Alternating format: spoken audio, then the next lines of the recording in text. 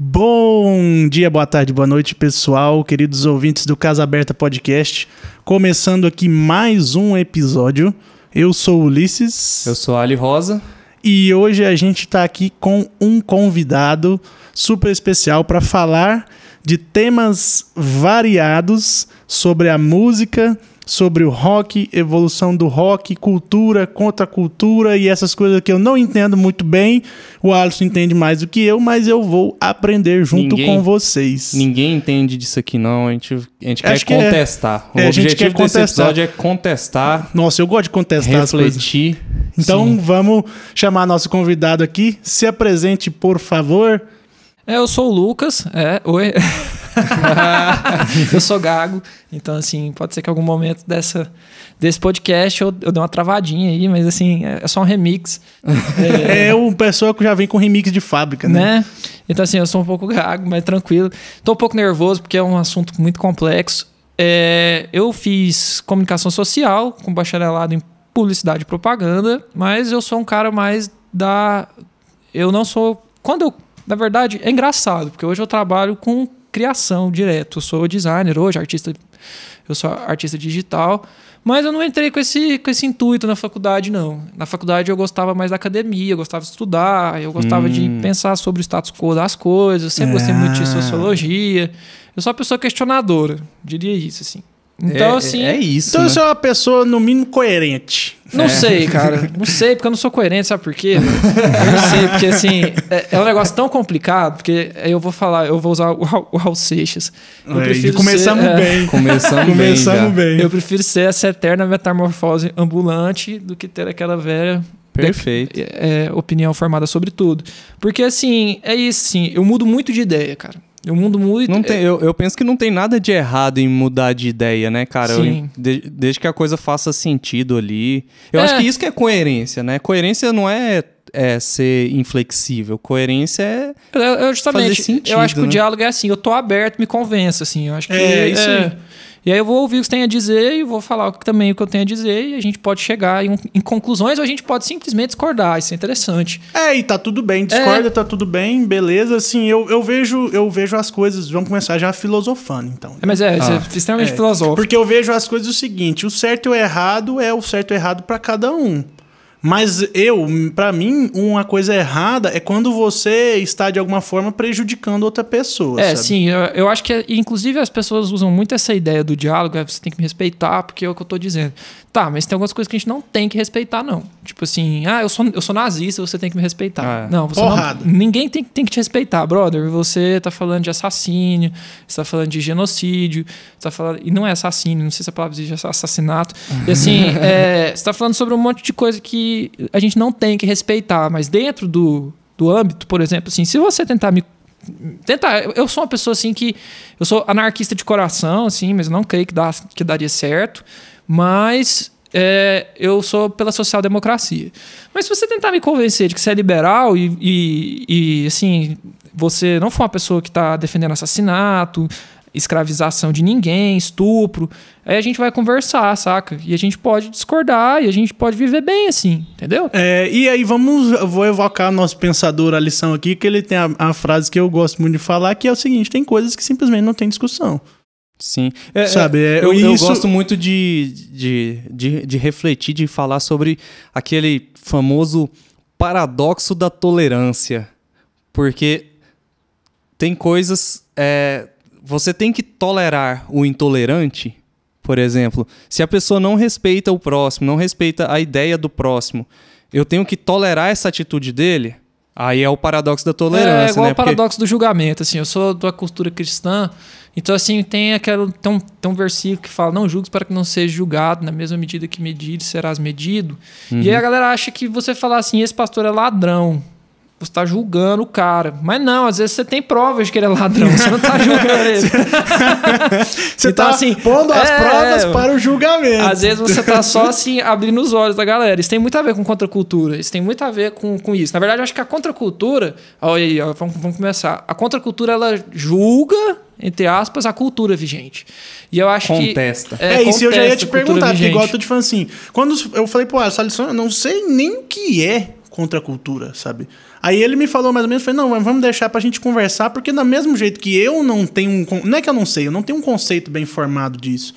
Acredito que talvez as pessoas que estejam ouvindo a gente também não tenham. Ouve falar, é aquela, sabe, contra a cultura pra mim é aquela coisa que eu ouço falar. Mas de fato não sabe o que é. Eu sei.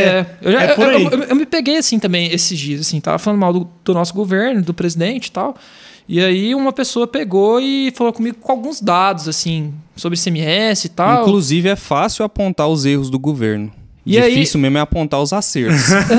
Mas assim, eu me vi num momento assim, encurralado pelo diálogo e eu me cobrei. Porque eu não tinha dados para poder discutir com essa pessoa. Eu só tinha assim... Aí eu falei, cara, assim, por mais que eu tenha razão e eu sei que eu tenho razão, eu acho que a gente tem que pensar nisso, assim. A gente tem que talvez se aprofundar em alguns assuntos pra gente realmente ter razão embasadamente. Pra você falar, olha, você tá falando besteira sim. E eu posso te provar. E aí tudo bem. Então, assim, eu acho que a contracultura é um negócio muito complexo, assim. Porque a gente tem que começar a pensar nisso tudo. A contracultura é uma coisa muito moderna. Assim, eu não diria nem moderna. Tipo, ela é pós-moderna e a gente está vivendo uma era que é o pós-pós-modernismo, é o ultramodernismo. Então, tipo, é um lance muito louco, assim. E a gente tem que analisar isso aqui tudo com o final da Idade Média. Porque na Idade Média, até então, assim, a humanidade não tinha questões tão profundas. A treta da humanidade era sobreviver. Era sobreviver, se multiplicar, e a galera não tinha muitos questionamentos. Então, quando comida deixou de ser um problema, assim, deixou entre aspas, né? Entre aspas, porque... mas vamos falar assim... hoje a gente tem disponibilidade, vamos dizer, a quantidade de comida daria para todo mundo, só que a distribuição é desigual. Então a gente vai começar a falar disso, assim, mas vamos ser utópicos. Comida deixou de ser um problema, moradia deixou de ser um problema, saúde deixou de ser um grande problema, porque a medicina só evolui.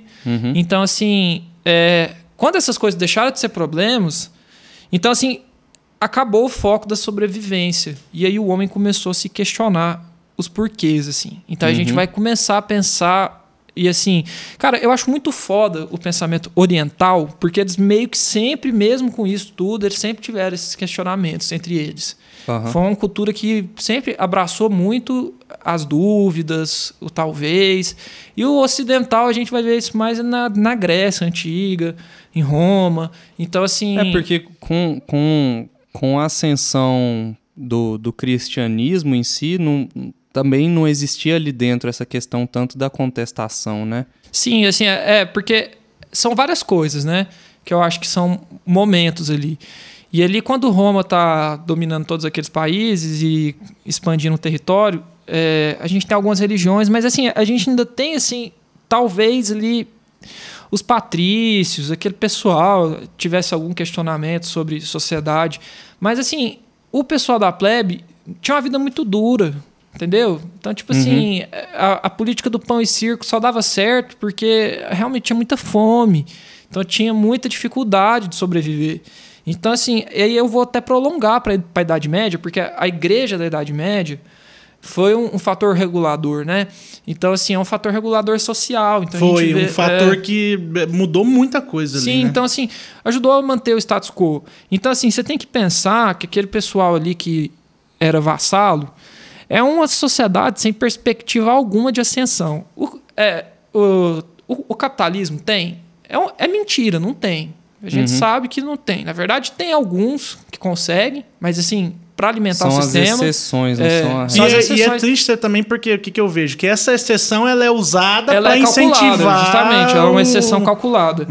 Tá tudo dentro do projeto de poder. Mas então, só que aí, na Idade Média, você não tinha nem essa mentira para você acreditar. Então, era uma vida muito dura. Então, a igreja vem e fala que suicídio leva ao inferno. Isso não tem escrito em lugar nenhum da Bíblia. Isso não tem escrito... E eu li a Bíblia, eu posso falar.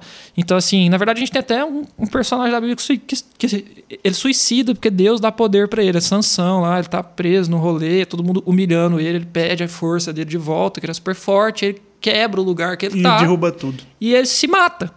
Entendeu? Então, tipo assim, isso é suicídio, mano. Então, assim, não é porque ele matou mais filisteus do que a própria vida dele que deixou de ser suicídio. Então, assim... Só que aí a igreja é reguladora, né? Então, assim, ela tem que manter... Aí você vê, assim, Vou falar de novo dessa série que eu adoro, que é o Explicando.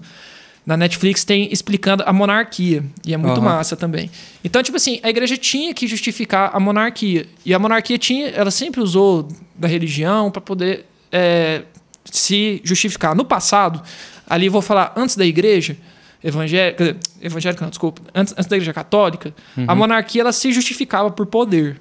Entendeu? Sim. Então, tipo assim, os caras eram muito tensos. Tipo assim, é igual Xerxes, essa galera matava e mandava. Pronto, tinha religião, tinha tudo, mas eles era poder, era olho por olho, dente por dente, a galera, tipo assim, não tinha muito questionamento. Então era assim, se eu mexer com esses caras eu vou morrer, então eu tenho que pagar os meus impostos e tal. Aí você tem os contextos de Esparta, os contextos... Foram as primeiras sociedades que começaram a pensar em liberdade, o conto da caverna, aí você vai entrar na raiz da sociologia, na raiz da filosofia, foram os primeiros pensadores mesmo. Então assim, aí dando uma pulada, que senão a gente vai ficar muito enrolado nisso, a gente tem... Na Idade Média, na pré-Idade Média ali, é quando Constantino aceita a igreja evangélica, a igreja católica, porque se ele não aceita a igreja católica, é um movimento que está crescendo muito e pode ser um movimento no futuro que vai prejudicar Roma e pode se tornar ali um império, porque aquele pessoal é extremamente unido, não tem medo de morrer. Tipo assim, cara, o martírio é um negócio muito complicado, que você tira o medo de morrer da pessoa, você tira tudo dela, né, velho? Então, tipo assim, você manipula do jeito que você quiser. Então, assim, e aí Constantino pensou assim, melhor me juntar a eles do que continuar combatendo um negócio que quanto mais eu mato cristão aqui no Coliseu, mais crente aparece, velho. Então, tipo assim, isso tá meio treta. E aí ele fez isso de uma maneira, fez um bem bolado, né? Com STF e com tudo. Então, assim... Mas o Temer assinou cartinha ou não? Foi um grande acordo nacional. Ah, entendi. Então, assim, ele não podia só fazer o cristianismo e acabar com a galera. E, tipo, tinha muito... Porque, cara, acho que agora a gente tem uma noção mais palpável de que religião dá muito dinheiro, mano. Então, tipo assim, pensem no João de Deus e pensem em Abadiana. Abadiana acabou, a cidade. Acabou a cidade. E aquilo dava muito dinheiro. Então, tipo assim, tinha alguns lugares... E aí Paulo fala em algumas das cartas, por exemplo, assim, aqui eu não estou dando uma visão cristã, eu estou só relatando a Bíblia, não estou dando uma opinião minha, tá? Mas que ele ia em alguns lugares que, por exemplo, ele expulsava um espírito que lia o futuro. Não estou falando que isso existe, nem existe. Estou falando que está escrito... Porque a Bíblia é um documento. Tá lá e todo mundo pode acessar. E aí, assim... E aí o pessoal da cidade tentava matar ele. E eu fiquei muito tempo tentando entender o contexto social disso, né? Na minha educação. Porque, porra, velho, eles expulsou o espírito, então o povo tinha que ficar grato. Mas não, mano. Tipo assim, acabava a economia da cidade. Então, tipo assim, tem uma galera de Abadiana que defende piamente o João de Deus sair da cadeia, porque eles precisam daquilo, entendeu? O povo quer viver. E assim, mesmo hoje em dia, ainda se ele for solto, vai ter muito fiel. Sim, vai ter muita gente indo lá, Sim. porque ele vem de esperança, né? Então, aí, entrando nesse negócio, então Constantino ele fez um sincretismo religioso ali e ele... Aí essa ideia é muito tranquila, assim, ele aceitou alguns deuses que já estavam no fórum ali, e ele criou isso com a ideia da canonização de seres humanos, que não é uma coisa que está lá na ideia hebraica e judaica da religião. Não, o ser humano não é Deus, ninguém. Então, mas aí ele fez o lance dos santos e tal, pá, e a igreja veio e regulou, assim, a Idade Média quase inteira. Então, assim, e aí era um fator de regulação social, porque ela dava o sentido das pessoas. As pessoas nos questionavam muito. A gente vai ter as pessoas de outras religiões pagãs e tal. Mas eu também, assim, eu acho que é um pouco romantizada essa ideia de que as bruxas eram extremamente... E isso aí já me faz refletir também que, no princípio do movimento do cristianismo, por exemplo, o cristianismo era a grande contracultura também. Exatamente. O cristianismo, se você for analisar ele... e aí tá... Porque aí isso é um grande problema da igreja cristã, porque, inclusive, os crentes eles vão me tacar pedras quando eu falar isso. Porque, cara, você fica num lugar que você não agrada ninguém. Porque o cristianismo de base, ele é anárquico. Porque, tipo assim, a igreja de Paulo, de Atos, não tem líder, mano. Paulo, em nenhum momento, ele não se chama de apóstolo, ele não se chama de nada. Ele faz carta às igrejas, ele trabalha, ele não tem nada... Entendeu? Então, tipo assim, o que a galera fazia? Inclusive, de acordo com o comunismo marxista, já que a gente, se me permite entrar nessa reflexão... Comunista! O Estado comunista do marxismo, ele é idêntico ao Estado anarquista. A diferença é a maneira com que você atinge o problema é que o comunismo ele é um partido, né? Então, assim, existe um partido regulador. O anarquismo não teria. No comunismo marxista, o estágio final, não existe Estado também. Então, e aí era isso, assim. E aí eles falavam pra galera assim, vende tudo que vocês têm, vamos viver. E a gente vai vivendo e pregando a palavra. E aí a gente encontra mais gente que vai vender tudo que tem. E todo mundo divide. Agrupando a galera. E a galera vivia uma vida igual ali.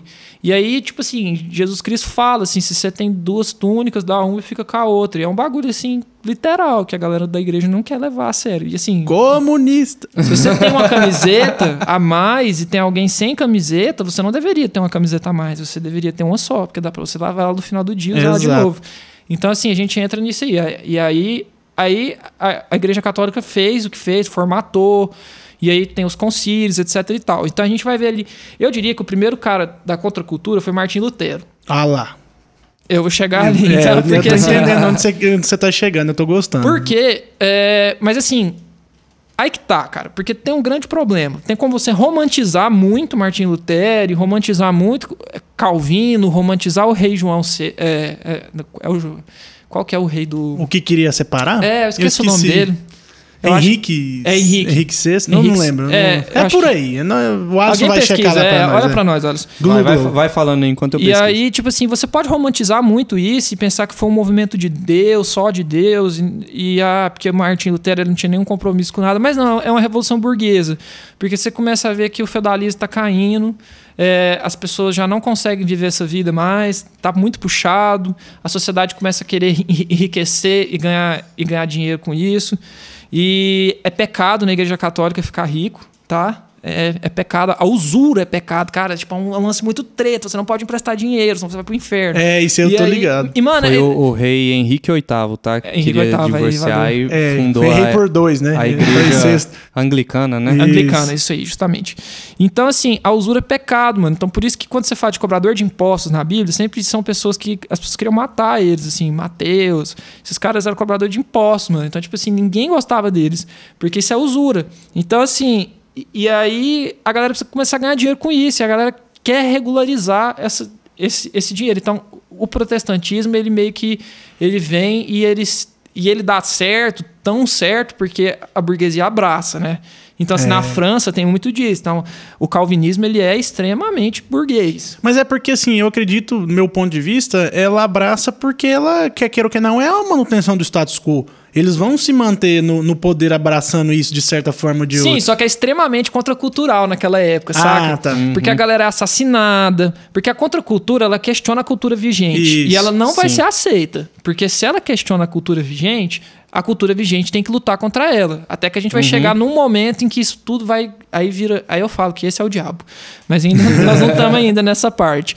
Mas aí, tipo assim, o que acontece? Eu acho que, assim...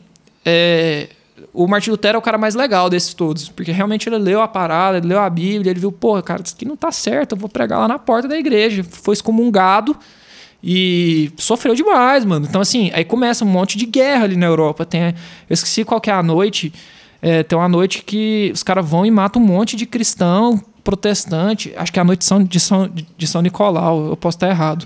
Mas aí, então, aí rola isso, assim. Então, assim, aí começa esses questionamentos. Depois da Idade Média, a gente vai viver em 1700 e pouco, 1800 e alguma coisa, a gente começa a viver alguns pensamentos. As pessoas começam... E aí nós vamos falar sobre arte. E aí é uma grande... Aí a gente entra lá, a gente começa a chegar no que a gente está falando. Porque a arte, ela faz... Antes disso, a arte ela tem espaço na sociedade, mas ela não é assim. Ela é uma arte mais funcional. Ela não é uma arte questionadora. Sim. Porque, por exemplo, se você pega algumas coisas greco-romanas, elas são extremamente funcionais. Então, era assim, aquelas estátuas, aquelas coisas que a gente tem, algumas são religiosas e são funcionais, e outras são retratações mesmo ali de pessoas. Então, assim, o cara, por exemplo, ele era eleito imperador de Roma, ele lá fazia uma estátua dele mesmo. Então, assim, a arte não é questionadora. Então, na Idade Média, a arte começa a ser questionadora. Porque quando o movimento renascentista acontece, ela começa a questionar algumas coisas. Então ela começa a questionar o status quo. E aí só que tem pouca liberdade. Eu acho muito massa disso, a arte, quando ela tá num momento assim... Quando ela é questionadora, eu adoro a arte quando ela é questionadora, porque ela é muito foda. É porque o próprio Renascimento ali em si, ele já é contestador, porque você sai daquele rolê da arte sacra cristã que Mas então, aí que tá, o Renascimento ele ainda tem muita arte sacra cristã. Não, tem porque sim. Os mecenas ainda são cristãos, mas só que os caras eram tão pica, velho, que esse cara do renascentismo, eles eram tão pica, que eles pegavam aquilo lá e aí que tá, quando você pega as primeiras ideias de mensagem subliminar e já rola. Tem mensagem subliminar em quadro pra caralho. Muito, mais muito. Então, tipo assim, reza a lenda que eu não sei se é Michelangelo, eu não sei quem, que pintava o rosto de Jesus Cristo, pintava sempre o rosto do namorado dele, mano. Isso, o Da Vinci, né, que eles falam isso também. Não sei, mano. O Da Vinci, eles falam que, tipo assim, muito das retratações dele ele pintava... É daquela turminha ali das tartarugas. Sim, justamente. Das tartarugas, mas eu acho que é o Da Vinci. Eu acho que eu já vi... Eu tenho quase certeza que eu já li alguma coisa nesse sentido. Aí, cara, o rolê é tão profundo das mensagens subliminares que fizeram depois desses livros, o Código Da Vinci, essas paradas, porque realmente tem um monte de coisa ali. Se você for pegar, tem um monte de referência. E a arte, tipo assim, inclusive a arte na ditadura brasileira, tem um monte de coisa. Cara, porque, tipo assim, quando você é criança, demora pra você entender, mas quando você cresce, você entende. Pai, afasta de mim esse cálice. Mano, os militares eram tão burros, me perdoe, militares. Vocês são burros mesmo. Mas assim, nem todos. Mas assim, que os caras não entenderam, velho. Os caras não entenderam mesmo. Que era o cálice. Que era cálice de calar a boca. Então, assim, e aí a arte vai acontecendo. Até que chega um ponto que aí a gente começa a ter o movimento do romantismo, a gente começa a ter todo esse tipo de arte, só que ela é extremamente burguesa ainda. Não é uma arte que as pessoas têm acesso. E, na verdade, também não é uma coisa que você vai ver também, porque não tinha galeria naquela época, aquilo estava na casa de gente muito rica, entendeu? Então, assim... E ainda eu acho que tem a ver também com aquilo que você falou lá atrás de tipo assim, as pessoas ainda estavam... A preocupação delas ainda... Exatamente, em sobrevivência. Você estava caminhando aí para a idade moderna, mas você ainda estava nesse rolê da preocupação com a sobrevivência.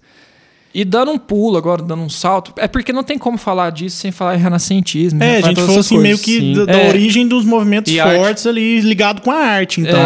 Tá fazendo esse paralelo pra gente chegar até hoje. A gente tem que falar um pouco sobre filosofia, a gente tem que falar um pouco sobre arte, pra gente conseguir entender religião. Só que aí o romantismo ele já questiona muito o status quo das coisas, a gente tem ali as primeiras pessoas doentes mentalmente, que já começam começa a ter uma noção de doença mental.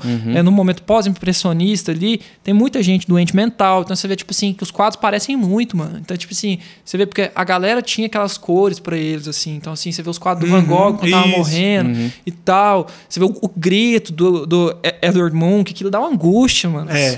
As cores quentes. As cores extremamente quentes. E a visão de Van Gogh ali, e aquela loucura dele. Aí Van Gogh dele. você pega também, por exemplo, Starry Night, que quando... Aí já é cores frias, também já transmite uma sensação de solidão. Várias fases, e também é muito a ver quando também nesse momento a arte, a pintura em si perdeu aquela obrigação de retratar uma coisa, uma realidade também, exatamente, né? porque a arte deixa de ser uma arte funcional, ela passa a ser uma arte questionadora.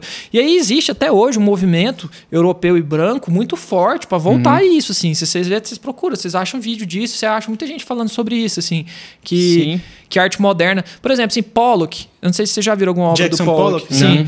Eu já vi um filme dele. Como é que é aquele filme? Conta a história dele. É meio idiota se você parar pra pensar no Pollock, né, mano? Assim, tem meio aquela fita do rei está nu. Mas por outro lado, cara, eu não jogo a arte pós-moderna no lixo, mano. Porque não é assim, velho. Tem muita coisa pós-moderna que é muito boa, entendeu? Tem umas montagens, tem uns negócios que, tipo assim... Que tem uma questão também importante, principalmente com o advento da tecnologia, que, tipo assim, a arte... não existe obrigação da arte de ser retratar bonita, a realidade, vamos né? dizer assim. Exatamente, sabe? A arte de guerra, né? A arte é contestação, a arte é conceito, a arte é um movimento, por exemplo, o dadaísmo ali, que, poxa... Sim, eu queria chegar no Picasso. E por causa disso, assim. Porque o Picasso começa a fazer um monte de coisa muito massa. E assim, o Picasso é um puta de um pintor. E não é porque ele é rebuscado, nem nada disso. Mas é porque o Picasso, ele, o Salvador Dalí, aqueles caras estavam fazendo questionamentos profundos sobre a sociedade. Aquele quadro do Picasso da Revolução Espanhola. Cara, que quadro pesado. E o Picasso passou por muitas fases, né? Sim, também. Na vida e na arte dele. Que quadro triste aquele, mano. O Abapuru. Eu vi o Abapuru de verdade na minha frente. Obrigado, Deus. E tem a teoria, eu estudei isso quando eu fiz o meu... E aí, sim, eu entendo muito dessas coisas porque eu fiz a minha monografia sobre os perfis de consumo do público neo-hippie. E aí eu tive que estudar muita arte, muito isso. E aí tem a teoria da reprodução da arte, que já é outra coisa. Que fala que se você não viu a Mona Lisa pessoalmente, você não teve a experiência da Mona Lisa. Então você não viu a Mona Lisa. Aquela bosta... Sim, mano. E aí que tá. Porque realmente, quando você vê no seu livro de história, você não acha ela bonita. E talvez quando você vai lá e vê ela... Não, eu falo brincando por causa do caralho. tamanho, que todo mundo assusta com o tamanho do quadro. Sim. Porque todo mundo acha que é um quadro enorme, mas é um quadrinho pequeno, sabe? Pequeno, mano? Eu nunca vi. Eu morei na França e eu vi, ele é assim, ó, ele é um quadro pequeno, a Mona Lisa é pequena. Tô ligado. Mas é que eu vou trazer pra realidade uma coisa que eu e o Alisson, a gente vive muito. Às vezes, você ouve um disco e você não gosta da música. Aconteceu muito isso porque, tipo assim, eu não tinha contato de ir em shows que eu gostava, porque eu cresci no interior e eu sempre gostei de coisas que não tinha perto. E assim, quando eu comecei em shows de banda que eu gostava, tinha música que eu não gostava no disco, mas ao vivo, cara, que música. É outra experiência, né? Tipo Axis Mundi da Fresno. A primeira vez que eu vi ela, eu não curti tanto, mas quando eu vi a Axis Mundi ao vivo, mano, aquilo me elevou a uma experiência que agora quando eu ouço ela gravada é outra coisa. Então tem isso, tem a teoria da reprodução da arte. Também. E aí a gente vai falar sobre isso. Só que aí... Tem aquele quadro, né, do cachimbo, né, que tá escrito isso não é um cachimbo. Isso não é um cachimbo. Isso não é um cachimbo, isso é uma reprodução. Então, falando disso tudo, agora a gente vai chegar na Primeira Guerra Mundial. E aí, todos os problemas da sociedade estão resolvidos. A gente tem uma sociedade bem organizada. E aí rola uma guerra. E tinha muito tempo que não tinha uma guerra assim, entendeu? No sentido dos países entrar numa baita de uma treta e poder ter uma nova ordem mundial. Na verdade, nunca tinha tido, né, uma guerra mundial dessas proporções. A gente tem né? grandes guerras, né, no passado. A guerra do prosopopeu, oh meu Deus. Esse cara não esquece das aulas de história. E eu tava dormindo, hein, galera? Mas nosso professor de história falava que em estado alfa a gente aprende também. Você lembra disso?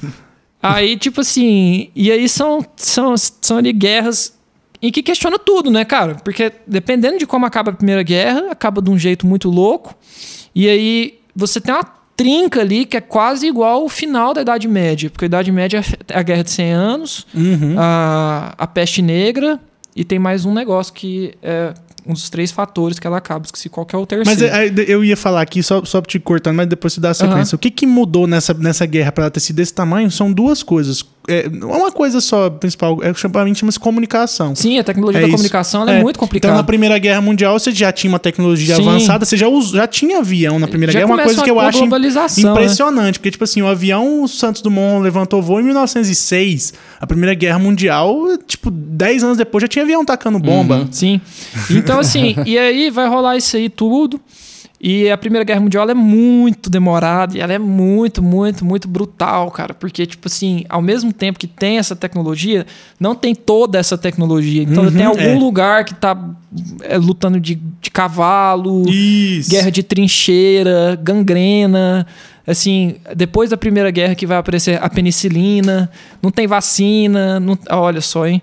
Não tem muita coisa. Tanto que no final da Primeira Guerra, teve a pandemia da gripe espanhola. Exatamente, eu vou chegar, é a trinca. Então vai lá. Então assim, eu não sei qual é aquela série que tem o Thomas Shelby, que a galera adora agora. Peaky Blinders. Peaky Blinders. Nossa, Peaky Blinders é muito bom nesse sentido. A galera não entende Peaky Blinders.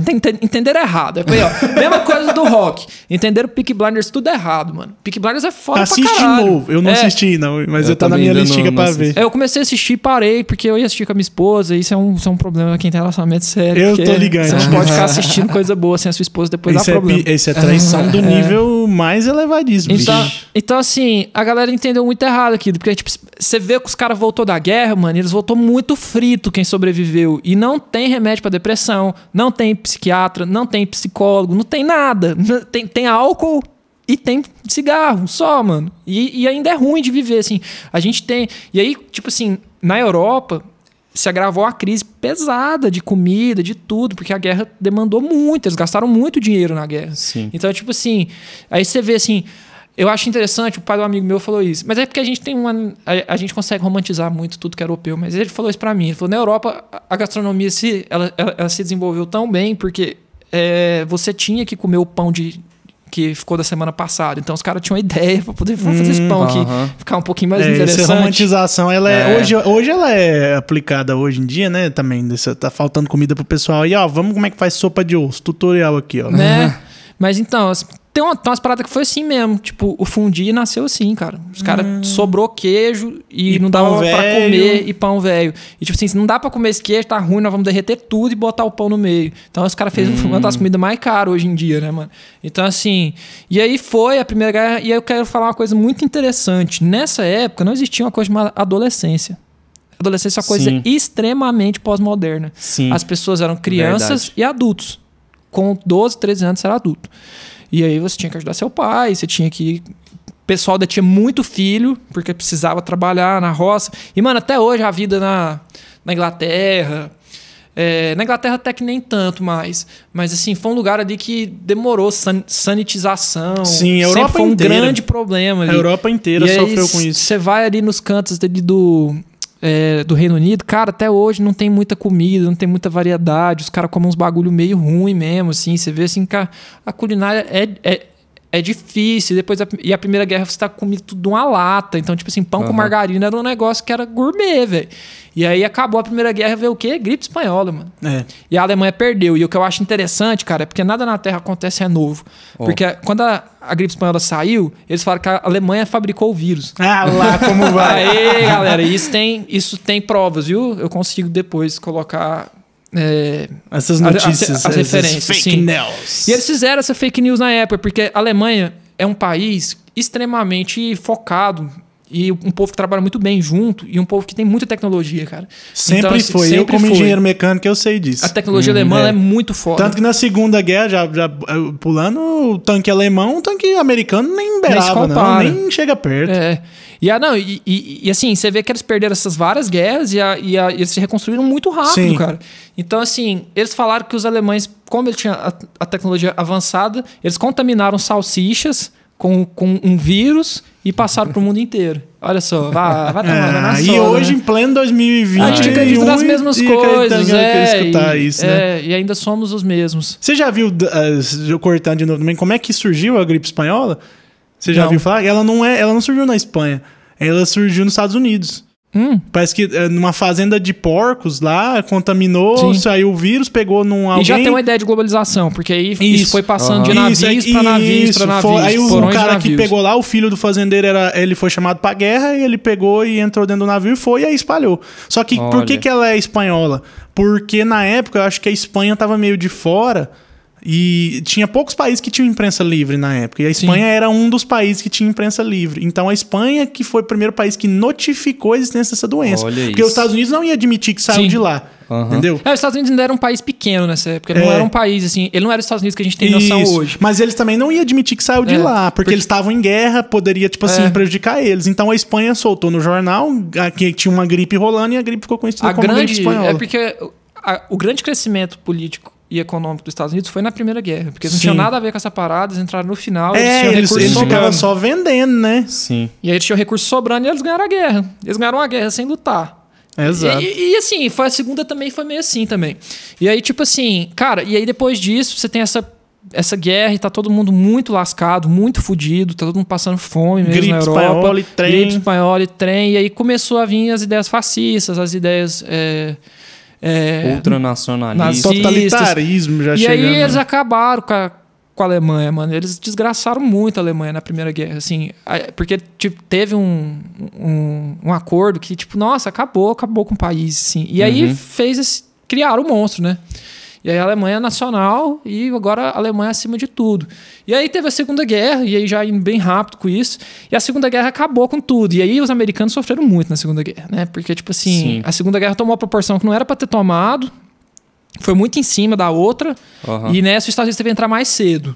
Porque realmente o negócio, o nazismo estava tomando outro patamar, assim. Tava crescendo muito. Sim. E é muito engraçado, historicamente, que, tipo assim, até então, quando começou ali na Itália, um tal Mussolini, um Hitler Sim. ali, o negócio, os Estados Unidos estava achando o top, né?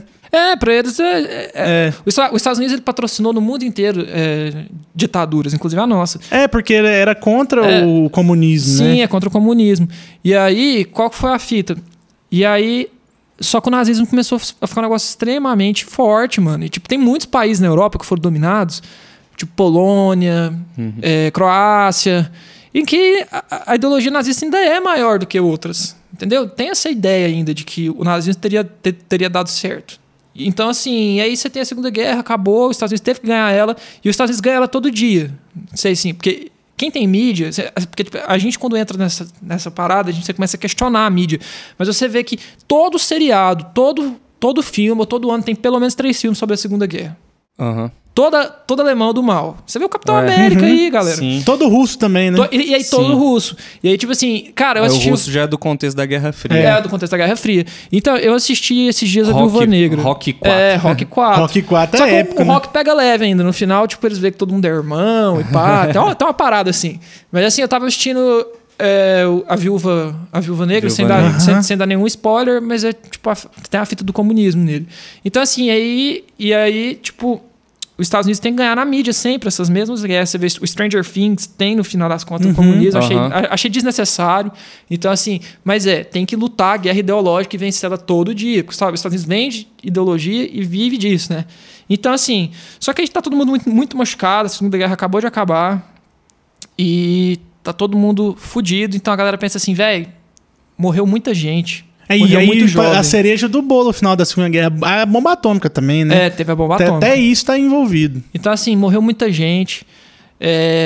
Vamos fazer uma parada aqui pra gente pegar mais leve, porque a vida tá muito dura de novo. A gente tá sobrevivendo. E agora bomba atômica, a gente tá vendo aí bomba isso pode acontecer. Nuclear, a gente sabe que pode acabar com a humanidade, pode morrer todo mundo. E ali, os adultos da época resolvem pegar leve com os caras mais novos. E aí cria a adolescência.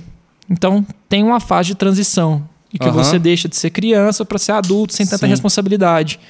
E os Estados Unidos e a adolescência é americana, né? Ela tá lá. Tanto é que o ideal disso tudo continua sendo americano. James Dean, tudo é americano. Elvis Presley, 1950, você pensa naquelas sorveterias, naquelas paradas e tal. E aí, tipo... essa ideia mesmo, assim, de que os Estados Unidos criou... Os Estados Unidos estava extremamente rico, saiu muito bem da Segunda Guerra financeiramente.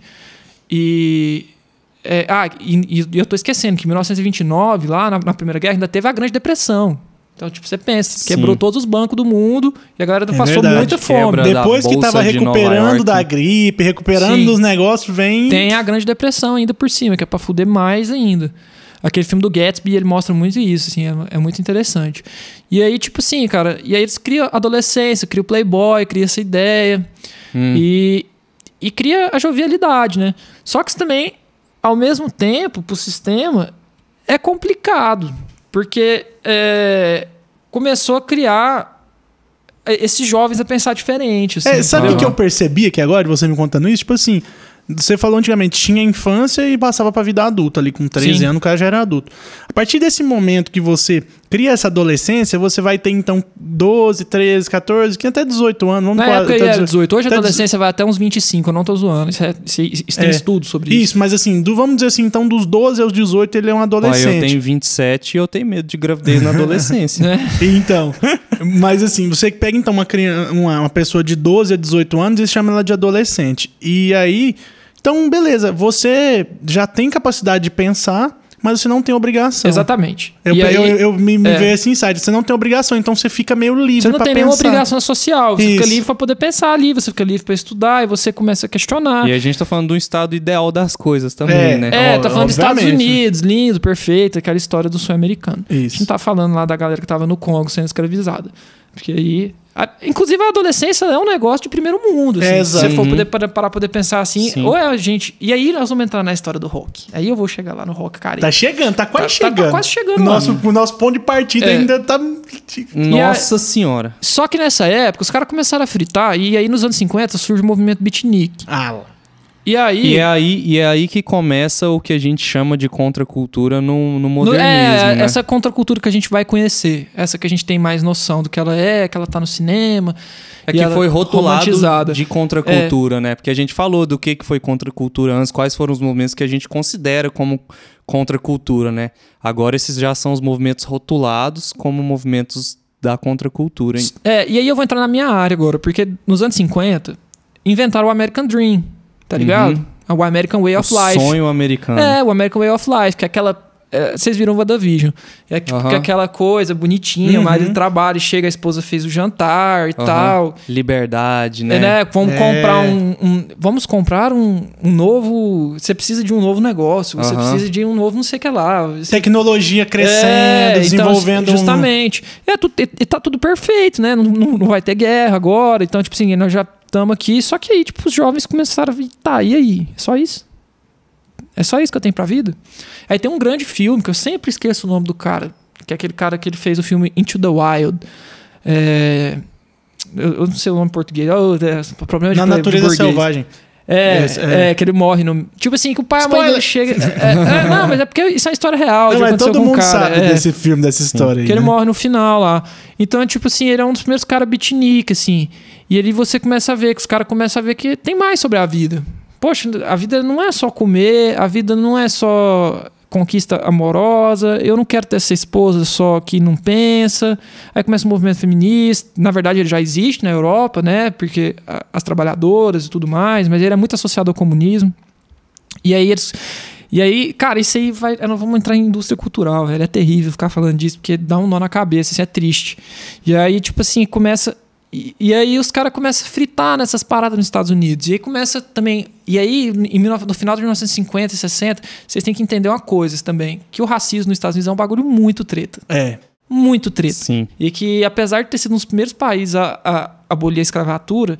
Lá tinha apartheid, mano. E o apartheid americano foi o pior, mano. E teve guerra, né? Divisão física, né?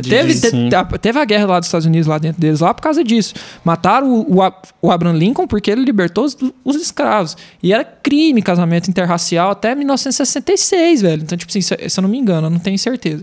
Então, assim... Mas é nessa época. É, por aí mesmo. E aí você começa a fritar isso, velho. E tá ali nessa época. E aí esses jovens começaram a entrar em contato com essa tensão. Isso gera um desconforto muito grande nos pais. E os pais tentam controlar e mostrar pro filho, não, você tem que fazer essa vida, você tem que ser capitalista. E aí o comunismo lá do outro lado tá queimando e caindo no pau. E aí esses jovens começam a ter acesso pela comunicação, pelo mundo já pós-moderno ali. O cara lê um livro, tem o Dostoiévski, e aí tem as paradas, e o cara começa a raciocinar. E começa a enxergar também o imperialismo dos Estados Unidos com a guerra do Vietnã. Eu vou chegar lá na guerra do Vietnã. E aí, qual que é a grande fita? Os caras começam a ter um contato com algumas coisas orientais, sem ser o Japão, porque o Japão é um país também como os Estados Unidos, dominador, é como a Alemanha. O Japão é um país bem, bem paia. Que a gente não fala muito sobre a história suja do Japão. Inclusive os Estados Unidos, o pessoal fala que deram um jeitinho no Japão, depois que tacaram as bombas lá, eles foram pra lá pra poder... pra reconstruir, ajudar. Ajudar. O Japão é um lugar bem paia. Porque quando o Japão percebeu que tava tendo colonização... Eu não vou entrar nessa, porque nós vamos sair do foco. Nós vamos voltar lá. E aí, a galera começa a entrar em contato com essas coisas. E aí, o Kerouac, ele escreve o livro On the Road, que é a romantização do vagabundo, mano. Olha que coisa massa do caralho. Porque ele acha que a vida só pode ser vivida se você não ficar preso a um lugar. Você tem que viajar, você tem que vivenciar a vida. E geralmente esse cara, como ele vai vivenciar, ele não vai ficar preso em nenhum lugar, ele vai ter pouca posse financeira. Então, porque ele não vai ter um trabalho, não vai ter um negócio, o cara vai viver uma vida... Vai ter que pedir aqui, dali, quase mendiga, Só que nos Estados Unidos é fácil fazer um qualquer, né, mano? Você lava uma louça ali, à noite, você tem dinheiro pra comer. Então, tipo assim, lá não é muito treta. Então, esses jovens começam a deixar os cabelos crescer, fazer essa fita e viajar. Aí rola Sputnik, que é a Rússia se declarando Rússia. Aí, pô, lá o comunismo virou. E aí que eu acho interessante, né? A galera joga muito no lixo isso. A tecnologia comunista é muito grande. E talvez maior do que a capitalista. E aí os caras lançam o primeiro satélite, o Sputnik. E, nossa, o mundo inteiro ficou com muito medo disso. E aí, por isso que o movimento chamava só Beat. Aí virou Beatnik por causa do Sputnik. E aí, sim. porque a galera Beat começou... O Beat que é relacionado aos Beats, né? Que seriam os derrotados, que é o vagabundo que você falou. Sim, aí, né? E que aí eles se apaixonam pela ideologia comunista e aí aí virou o Beatnik. Que Beatnik é uma tirada, saca? Não é nem... E aí nós temos os Beatles, que na verdade escreve Beatles porque eles curtiam muito os Beats. Então, tipo, era pra ser Beatles mesmo, tipo... Bizou. É Besouro ou... E aí eles escrevem diferente. Aí eu não sei qual deles que foi, mas escreve Beat. Com The A. Beatles. Então, aí a gente tem a primeira banda de rock, né? E na real, aí que tá. Porque nós vamos falar sobre outra coisa complicada. Apropriação cultural. Porque a arte negra nos Estados Unidos já é contracultural desde o começo. Porque ela nunca é aprovada. Na verdade, o negro pode fazer a arte para entreter o branco, mas quando ele faz a arte dele, o blues, essas paradas que criaram o rock, o branco se apropria. O branco ele se apropria, mas no começo ele não aceita, tá ligado? Ah, sim. E aí, sim. Por isso que é contracultural. Sim. Só que aí chega um momento, mano, em que a indústria vê potencial nisso, sabe? Então, a indústria vê potencial nisso e fala assim, dá pra ganhar dinheiro com isso, cara. A gente precisava fazer um cantor pra gente ganhar dinheiro com essa bosta. Então vamos fazer o seguinte, nós vamos arrumar um cantor de rock que seja branco. Porque, mano, o rock é negro na raiz, tá ligado? Sim. Então, assim, quem fez o rock foi o Little Richard, esses caras. E aí eles falam, nós vamos fazer a versão branca. Então, quem vai ser branco, bonito, a gente precisa de um cara alto, forte e que vai englobar tudo que a gente quer. O Elvis. O Elvis, o rei do rock. Que não acho ele o rei do rock, inclusive. Mas aí o Elvis vem pela primeira... Aí a gente vai falar de indústria cultural.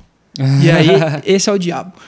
Porque aí, cara... Aí é o bichão. Começa o capitalismo se defender da contracultura. Entregando pra você um produto. Pra você comprar cultura. Tá ligado? Então ali, cria aquele mundinho. E ele se apropria dos Beatles também. Os Beatles saem lá de Liverpool, vão para Inglaterra, vão para os Estados Unidos para conhecer o Elvis. Eles queriam passar um dia com o Elvis. Era o sonho de todos eles. Inclusive o Elvis não quis receber eles, isso é treta. O Elvis odiava eles, tinha muito ciúme e tal, os caralho. Só que aí nós temos nesse mesmo negócio um cara muito foda, chamado Johnny Cash. Esse eu conheço. Um dos pais da contracultura. Só que o Johnny Cash, mano, ele tem uma vida muito desgraçada. A história de vida dele aquele filme é bacana. É muito bom aquele filme. É muito bom. E aí, mano, ele começa a usar preto. Que é tipo uma parada que você vai ver o rock depois. A música dele tem a música, né? Men in Black. Men in Black. Então ele começa a usar preto porque ele vive de luto e porque ele entende que a roupa preta iguala os homens, né? Tem um monte de coisa, né? Tem uma experiência romantizada. Mas assim... É um conceito, né? Mas assim, o conceito inicial é que ele vivia de luto, porque o irmão dele morreu e tudo, ele nunca conseguiu se resolver com aquilo. Ele começa a se conectar, e ele cantava gospel, né? Mas ele morreu crente. Mas ele começa a se conectar com um cara de presídio, pá, ele tem um puta de um problema com drogas. Ele é famosíssimo nos presídios, né? Que ele fazia show no presídio. De graça e tal, curtia aquilo. E aí ele foi levantando muita atenção. O Johnny Cash, pra mim, ele é o anti-Elvis. Eu adoro ele. Ele é o anti-Elvis. E aí, tipo assim, cara, daquilo ali é muita atitude, mano. O Johnny Cash é muito chute na cara. Você tá ligado? Tipo assim, ele divorcia. Depois ele fica com a mulher que era meio casada. Tipo, a mina que era tipo a garotinha da América. Estraga ela, dá trabalho pra ela. E aí a gente também tem o conceito das drogas. E começa a surgir as drogas. E as drogas, elas... Cara, eu tinha um professor que ele falava pra mim que as drogas são... Cara, esse professor meu, ele era muito foda, ele é o Paulão, queria muito que você estivesse ouvindo isso. Drogas sintéticas, ele fala, e ele começa a falar... Mas esse professor meu falava que as drogas era uma arma do capital pra poder prender os jovens. Pira, mano. Ele falava assim, porque enquanto você tá drogado, você não faz evolução social. Eu falava, caralho, esse cara é incrível, mano. Ele é incrível. E ele é pastor, mano. Ele é crente e pastor.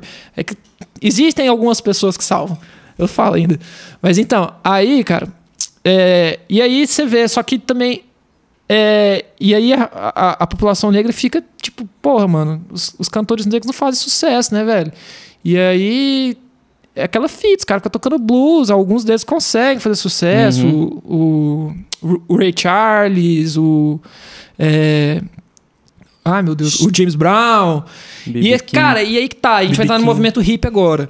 E aí, um dos principais do movimento hippie é o Jimi Hendrix, né, mano? Sim. E o Jimi Hendrix, ele tocava guitarra pra caralho desde sempre. O pai dele falou pra ele, não toque guitarra, nunca. Ambiente de música. Não, mas nem foi por isso, assim. Ele falou, sabe por quê? Você vai ser só mais um jovem preto, preso numa boate e dominado. Você nunca vai ganhar dinheiro com isso, você nunca vai ser ninguém. Eles vão te roubar de novo.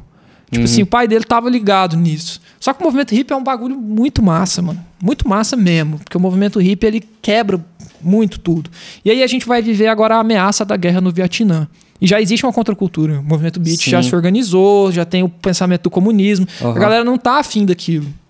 Os jovens não querem ir. Muhammad Ali, acho que ainda era Cassius Clay, fala que não vai, mano. Os cara vai... Ele foi preso, mano. Os caras acabou com a carreira dele, velho. Porque ele não vai pra guerra.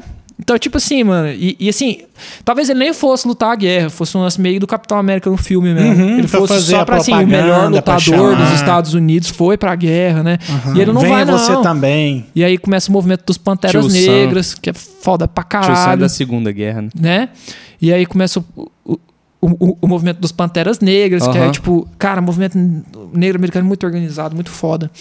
E aí, tipo, começa todo esse questionamento, e a galera tem esse puta contato nos anos 60 com as paradas do Oriente e com a Índia, mano. A galera rola esse puta contato com a Índia.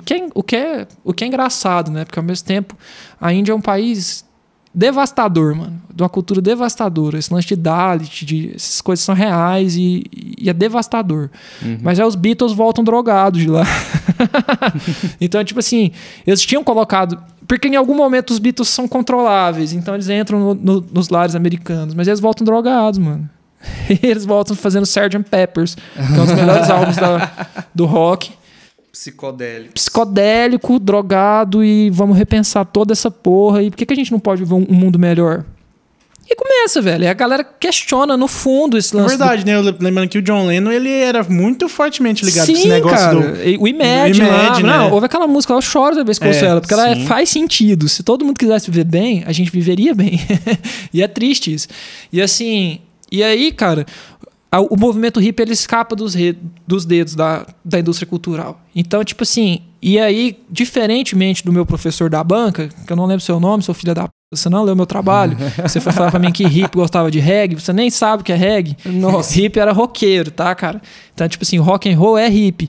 E aí, mano, esse negócio foi estralando nos Estados Unidos, porque já tava, assim, com a comunicação muito foda.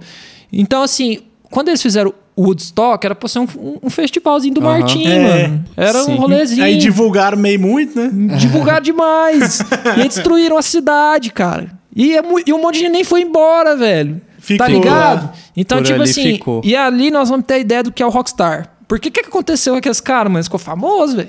O Jimi Hendrix ficou famoso. E a galera usava muita droga, esse rolê todo. Porque, mano, era muito experimentativo, tá ligado? E ao mesmo tempo que teve muita gente que usou muita droga, teve muita gente que fez outras coisas também. O movimento hippie é profundo, muito profundo. A gente teria que ficar falando sobre ele, assim, horas e horas e horas. Mas vocês podem ter ideia, tipo assim, o movimento hippie ele tem um lugar... Tipo assim, que a própria igreja evangélica acha que é o único avivamento depois da morte de Jesus Cristo. Porque não tinha ninguém ali querendo ficar crente e os caras tiveram uma visão de que Jesus salvaria o mundo. E aí se converter sozinhos. Eles chamam Jesus Freaks. E aí tem um monte de banda hippie que converteu, mano. Tem um monte de hippie crente no final das histórias. E aí, mano, os caras foram pro meio do mato, repensaram o consumo. E aí, tipo assim, como repensaram o consumo, tinha que ser tudo sustentável, mano. E aí, por isso que você vai ter a ideia do hippie usando uma bata de algodão e uma calça de couro, tá ligado? Porque é sustentável, a gente dá conta de produzir isso. Tem que ser uma coisa que a gente vai... Comunidade produz. A nossa comunidade produz. Então, assim, a ideia de consumo, porque consumo não é errado. A gente teve isso depois de um tempo. A ideia de consumir, ela é errado. Você só não fala de ideia de consumo errado quando você vai falar de consumo de casamento. O casamento foi consumado. Até na Bíblia o consumado tá mal ali. Quando Jesus morre, Mas é uma coisa boa para quem é cristão, né? Está consumado. Então, assim, o consumo foi feito. Mas a gente tem que consumir pra gente viver. Não tem ser humano sem consumo, não tem animal sem consumo. Os animais consomem. Aquela questão do consumismo, né? Porque isso aí já é um outro problema, né? Onde o ato de consumir é mais importante do que o que você está consumindo. Mas né? existe uma necessidade humana e animal de consumo. E ali estão esses caras fazendo tudo da maneira mais natural e mais sustentável possível. E com menos grana possível. Porque tinha que dar certo. E, tipo, a galera não tinha dinheiro, ninguém trabalhava, a galera era tudo bicho louco. Então, assim, ninguém tinha muita essa ideia. E outra coisa, você ia dar emprego pra um hippie sujo? Porque os caras eram sujos, mano. Os caras deixavam o cabelo crescer, ficavam no meio do mato. Os caras queriam ler, e eram uns caras extremamente inteligentes, mano. A galera ali tava por dentro de tudo. Sempre tinha um que era mais inteligente que os outros. A gente tem também ali, no movimento hippie, um entre aspas ali do Charles Manson, que é uma desgraça. Mas ele conseguiu também. Então teve muito Messias ali, teve muita loucura, sim, mas tinha essa essência muito foda. Só que aí, tipo assim, a galera tava muito aberta em romper com tudo que foi feito. A galera queria romper com tudo que foi feito. Então aí vem a experimentação do sexo livre, de ter mais de um parceiro, as mulheres começaram a ter mais voz. A Janis Joplin apareceu e ela não era uma mulher bonita. Sim, não tô querendo dizer que ela era feia. Época, né? Exatamente, ela não era uma mulher bonita, ela era uma mulher diferente. E aí começa aquela briga, capitalismo versus movimento hippie. E aí os hippies eram tudo comunista. Sim. E aí existe essa guerra, né? Combate ao comunismo. Perdura até os dias de hoje, né? O governo tá fazendo aí mais é caçando um inimigo tal de comunismo aí e não acha esse negócio e todo mundo quem bate de frente e quem tá aí tem que combater e ninguém sabe das coisas. E aí, o que aconteceu, cara? A indústria cultural, mano, é um bagulho muito foda, velho. Porque eles enxergaram que não dava pra vencer o movimento hippie. Chegou um momento ali que eles pensaram, velho, a gente não vai conseguir vencer esses caras. Até porque não venceram até hoje. Tem comunidade hippie por aí. Eu tava vendo uns caras aí que, tipo, eles têm uma ideia, eles vivem numa sociedade. É claro que isso é muito... eu esqueci o nome da palavra. Mas, assim, é muito elitista, assim, não se mistura com todo mundo e tal. Mas tem galera que, tipo, tem uns projetos aí. Eu vi uma sociedade que os caras vivem aí, toda a planta que eles plantam tem que ser comestível. Porque, tipo, a ideia é essa. Nós vamos parar de ter jardim, nós vamos ter plantas comestíveis em todos os lugares para todas as pessoas matarem a fome. E aí faz sentido pra caralho, né? Os caras vivem. Tem um monte de hippie aqui no Brasil, em na países... América do Sul, né? Tipo assim, América Central, é porque os caras... A gente vai... Você vai no sinaleiro, né? A galera vem de fora, a galera que tá rodando, roda os países. Não, mas esse aí já não é o... Artista de rua. Ele já não é o hippie mais. Não, mas assim... Eu tô falando do hippie dos anos 60 ali, tá ligado? Ah, tá. Mas o que acontece? Você fala da comunidade mesmo, né? E agora, pra pegar ali aquele lance do hippie dos anos 60... Porque esses caras dessas paradas, Alisson, desculpa ter te incomodado. Ter atrapalhado. Sempre tem um Messias, tá ligado? Tem um cara ali que ele é o controlador da parada. E sendo bem raso mesmo, assim, tem muito líderes, cara velho, né? Então tem muito cara velho ainda que viveu a parada hippie. A gente tem muito cara vivo que era hippie. E aí a gente tem um problema no movimento hippie. Qual que é a ocupação social das pessoas do movimento hippie? Depois que morreram os ídolos. Porque, tipo assim, a galera morreu com 27 anos, mano. Foi uma vida meio louca, né, velho? Então, assim... Era todo mundo rico, burguês, de família boa. Então, assim, quem que era hippie que a gente conhece hoje? Bill Gates, Steve Jobs. Todo mundo era hippie, tá ligado? E assim, mano, se seu pai e sua mãe... E aí, sabe aquela... Mãe, não era uma fase, era uma fase pra metade da galera. Tinha muita gente que tava ali só pelas drogas e pelo sexo, assim. Ai, desculpa, gente, é hora de eu tomar minha creatina. Quiser tomar, pode tomar aí. Eu não trouxe. E aí, tipo assim, teve muita gente que tava lá pela verdade, e aí a gente tem isso em tudo, né? E teve muita gente que tava só pela bagunça mesmo, filho de rico, pá, e cansou e voltou pra casa. E voltou pra casa coxinha, mano. Aí começa esses lances. E voltou pra casa contra o lance. E a indústria cultural, mano, criou essa ideia do roqueiro.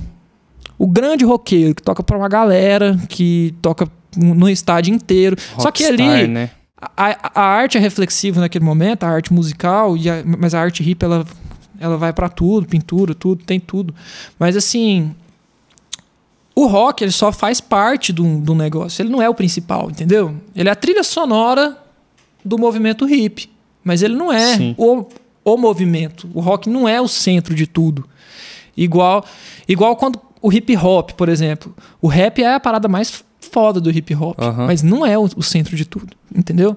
E aí o rap, pra mim, hoje é uma das paradas de contracultura que mais conseguiu sobreviver. Sim. A indústria e cultural. É forte, né? É forte. Mas aí vem do movimento extremamente organizado e tal. Tem uma luta antirracial, tem um lance que os caras sofrem até hoje, que vão sofrer provavelmente pra sempre, porque o mundo é racista. E assim, só que o movimento hip foi aceitando, né? Tipo, os caras perceberam, mano, vou dar muito dinheiro pra essas bandas, porque os caras lotam show, mano. Bora fazer show do Led Zeppelin no mundo inteiro.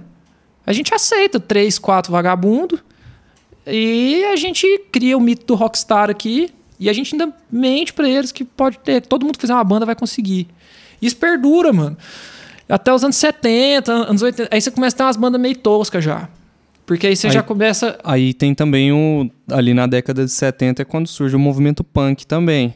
Mas aí que tá. Que aí é o discurso anarquista ganha força. Eu estudei pouco punk, tá? Mas eu posso falar alguma coisa sobre isso. Peraí, deixa eu só fazer uma recapitulação aqui que eu tô fascinado, que a gente começou...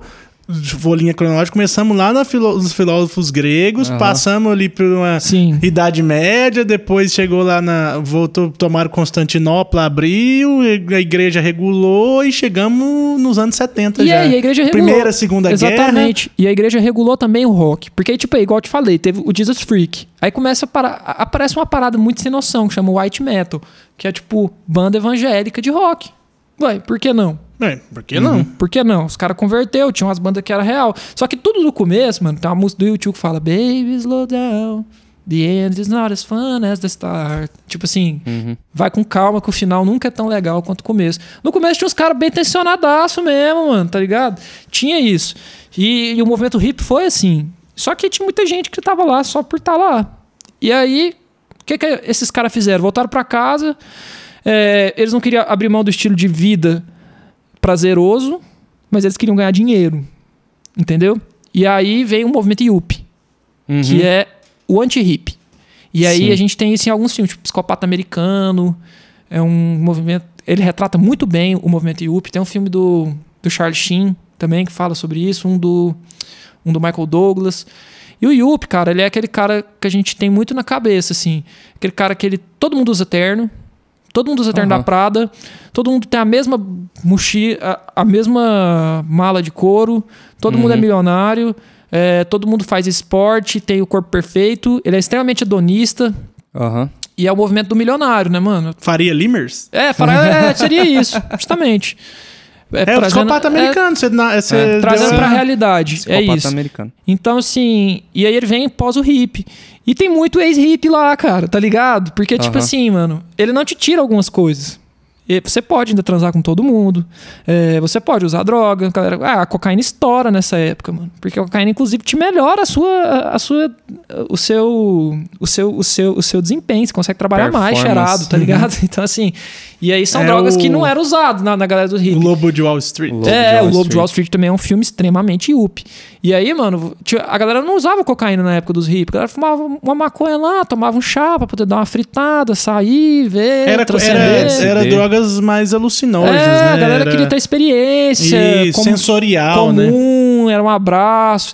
E aí a galera que teve os hippies que continuaram e saíram de lá e vieram pros países mais baratos, eles tinham dinheiro pra comprar aqui. E continuaram essas mini vilinhas deles lá.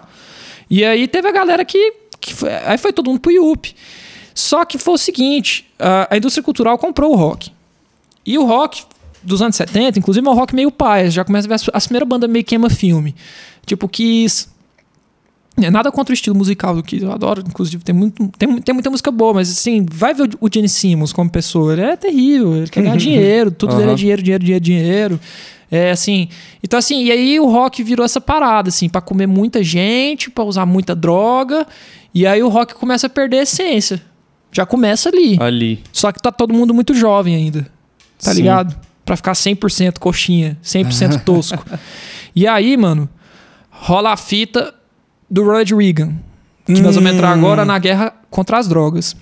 E aí, porque as drogas ainda são um problema. Sim. Porque é contra a moral dos Estados Unidos. Então eles tentam limpar a cultura Nossa, cara, a indústria é muito desgraçada. Mas é muito engraçado, né? Se você for pra pensar, os Estados Unidos sempre pregou a liberdade máxima. Aí foi lá e restringiu. Restringiram já o álcool, restringiram Sim. drogas, restringiram muita coisa, né? Mas tem interesse E econômico agora o que também. eles estão fazendo? Liberando, de pouco em pouco. Mas tem interesse econômico. Então, tem Sempre que ter. tem. sempre Tem alguém que ganha com Tudo isso. que envolve ali os Estados Unidos tem esse E interesse aí, cara, econômico o por que trás. acontece? Eles limparam a cultura com o Ronald Reagan. E aí, então tem muita banda que, inclusive, eu gosto, que eu cresci ouvindo, porque eu sou criado em cultura cristã. Por exemplo, o Stryper, que é uma banda, uma das primeiras bandas de rock.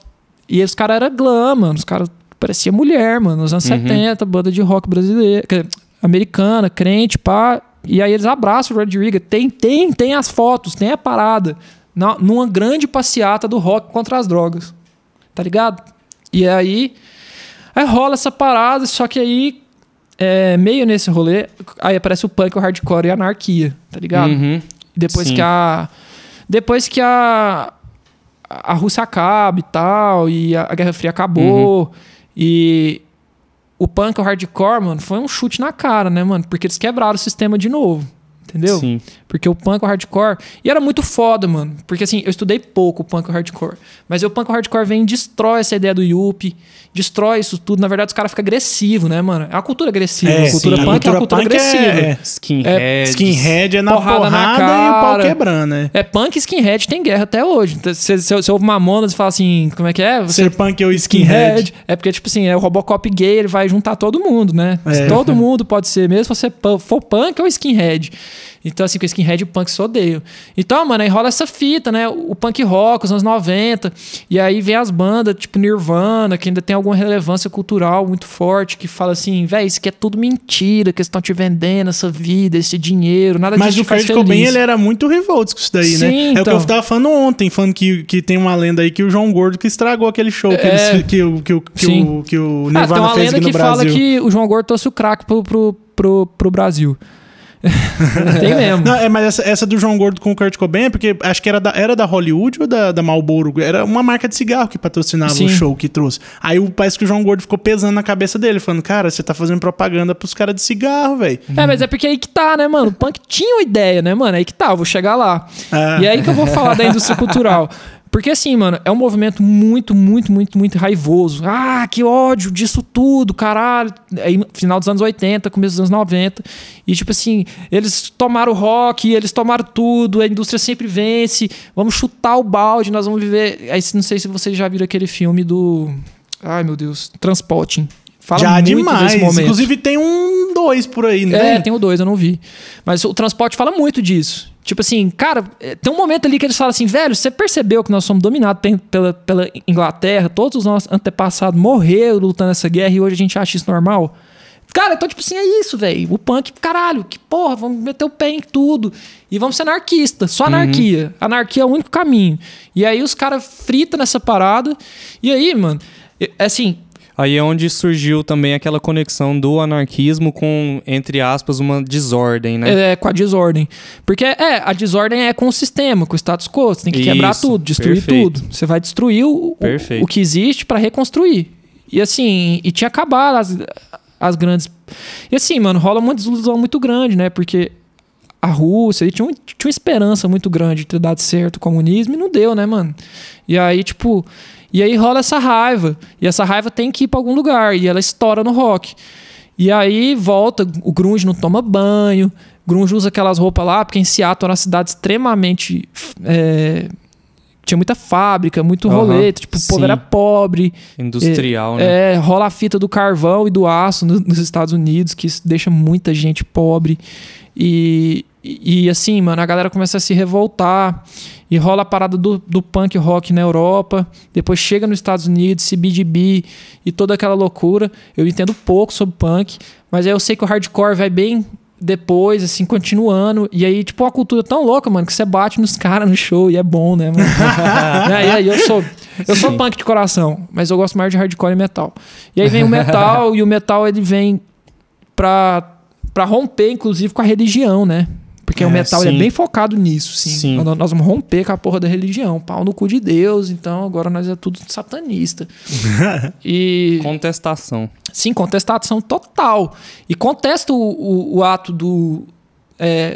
do roqueiro redimido que eles criaram, né, mano? Sim. Só que isso deu certo só por um tempo também, mano. Porque eles foram comprados, todos eles. Não tem Então, como. e Vai aí- indo, você e não aí- resiste. E aí esse movimento que eu, tipo assim, eu sinceramente me dói, mas eu acho que tem muito a ver com isso que você falou, dos hippies que não são mais hippies, ou que são e não vivem, não tem mais a ver com o que eles defendiam. Porque aí dentro do rock, cara, a gente fala do movimento punk, Sex Pistols. Mas o Johnny Sex Pistols Rotten é uma hoje, banda cara. que deu errado, você tá ligado, né, mano? Porque o Johnny Rotten tem um pau no cu do caralho hoje. É isso, E, cara. assim, por quê, Eu cara? acho que ali quem era punk era só o Sid Vicious, tá ligado, mano? Mano, porque o Sex Pistols ele começou mal já, velho. Não, o Sex Pistols Você nunca tá ligado? foi uma Porque banda de verdade, eles né? fizeram a banda pra promover uma marca de roupa. Então, assim, tava errado isso. E aí, qual que é a grande fita? Por que o roqueiro ficou pau no cu? Você vai chegar nessa resposta agora, assim. O roqueiro ficou tosco, ele ficou conservador, porque o rock, ele... Tinha muita gente... A gente tem dois recortes, né? Vamos fazer agora o internacional, eu vou fazer o brasileiro. Mas, assim, o internacional é porque o rock foi sendo incorporado, sabe? Então, assim, a MTV, ela é a maior vilã disso tudo. Quem assistiu o Escola de Rock sabe disso, né? Porque brinca, assim. Porque o homem oprime a sociedade, né? E aí o que fizeram mas aí o Jack Black fala, e até o rock o homem estragou, criando a MTV. Porque foi. A MTV globalizou ali os últimos revoltados. E ali, o Metallica começou a ganhar um monte de dinheiro.